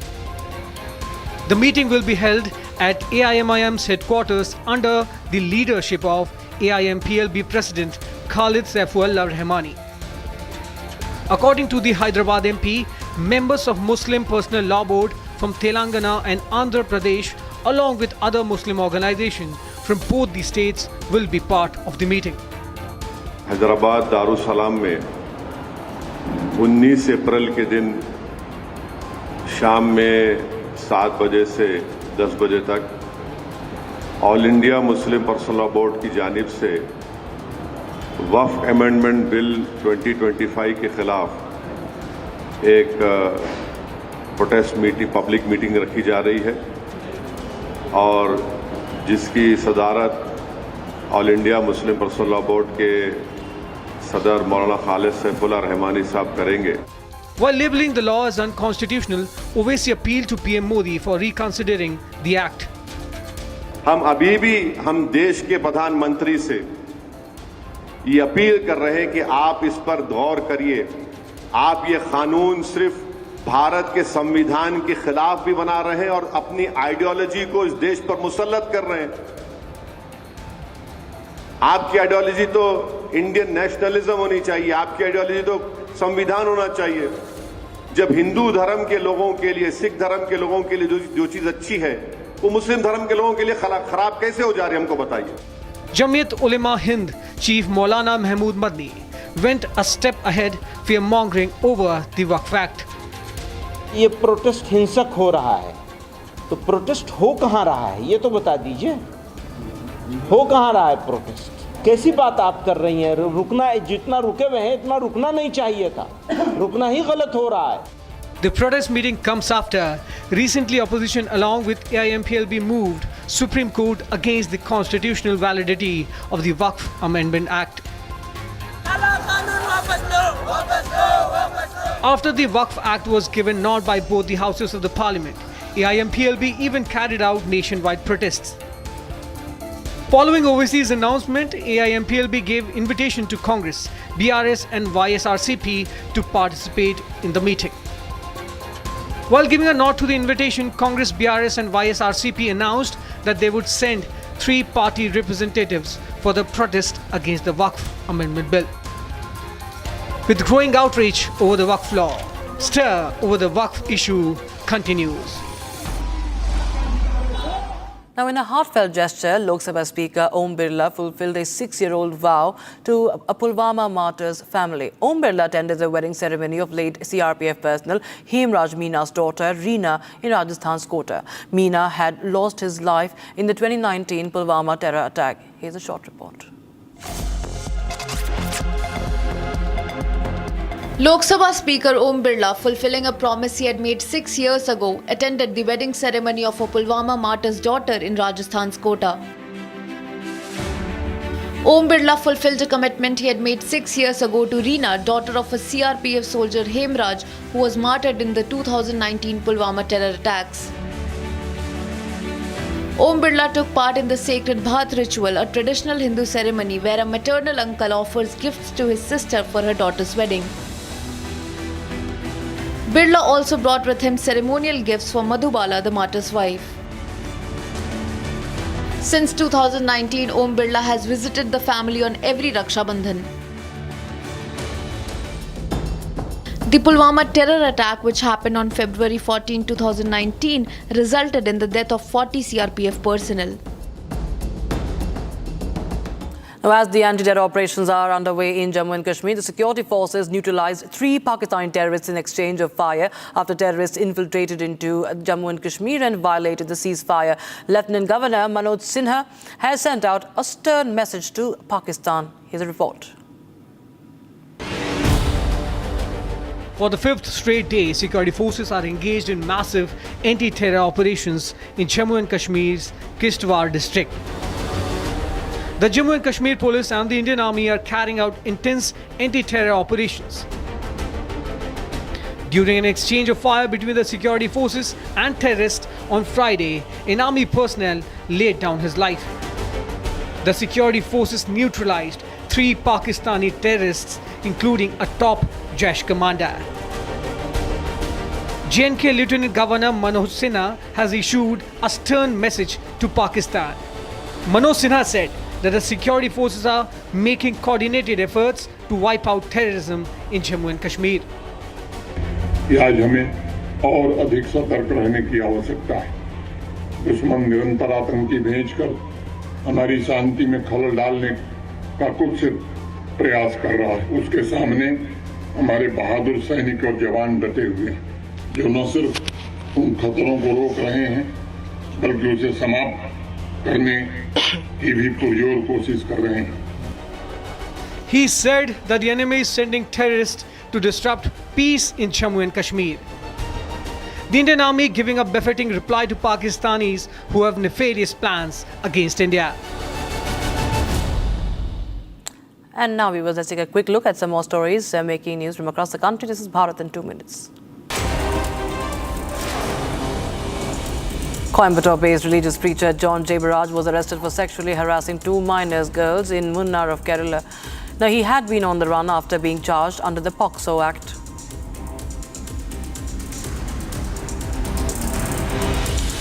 A tourist bus overturned on the Chandigarh-Manali highway near Mandi in Himachal Pradesh, leaving 31 people injured. Officials said that the tourist bus en route Kasol in Parvati Valley of Kullu district overturned around 4 a.m. this morning. A total of 31 passengers, including the driver and the conductor, sustained injuries.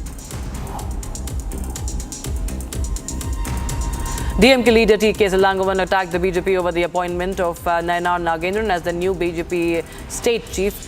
Elangovan said that the BJP has ruled to appoint a leader with at least 10 years of experience of the membership in the party, but then they chose Nayanar to lead the party, who has lesser experience in the BJP.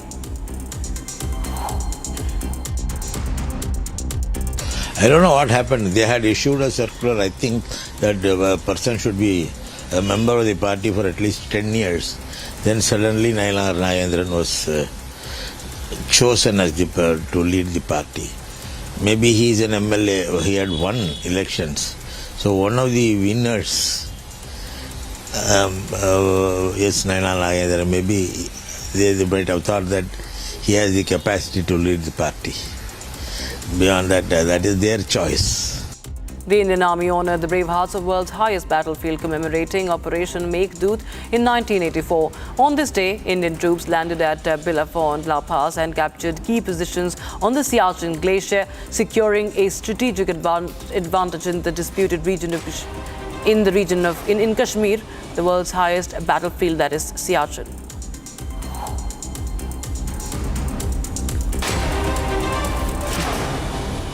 Now, for the first time in the history, Simari, a remote frontier in Kashmir, is illuminated, all thanks to a solar electrification project led by the Indian Army under its Operation Sadbhavna. 4 solar microgrids have been bringing electricity to all 53 households, transforming lives in this remote border village that has long borne the brunt of conflict and underdevelopment. The Indian Army has shared this video. Take a look.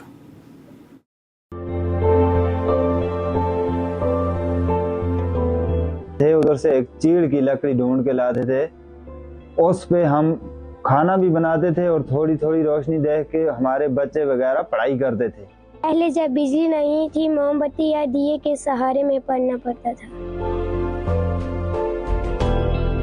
लकड़ियां तंगी ना लान दे आसियां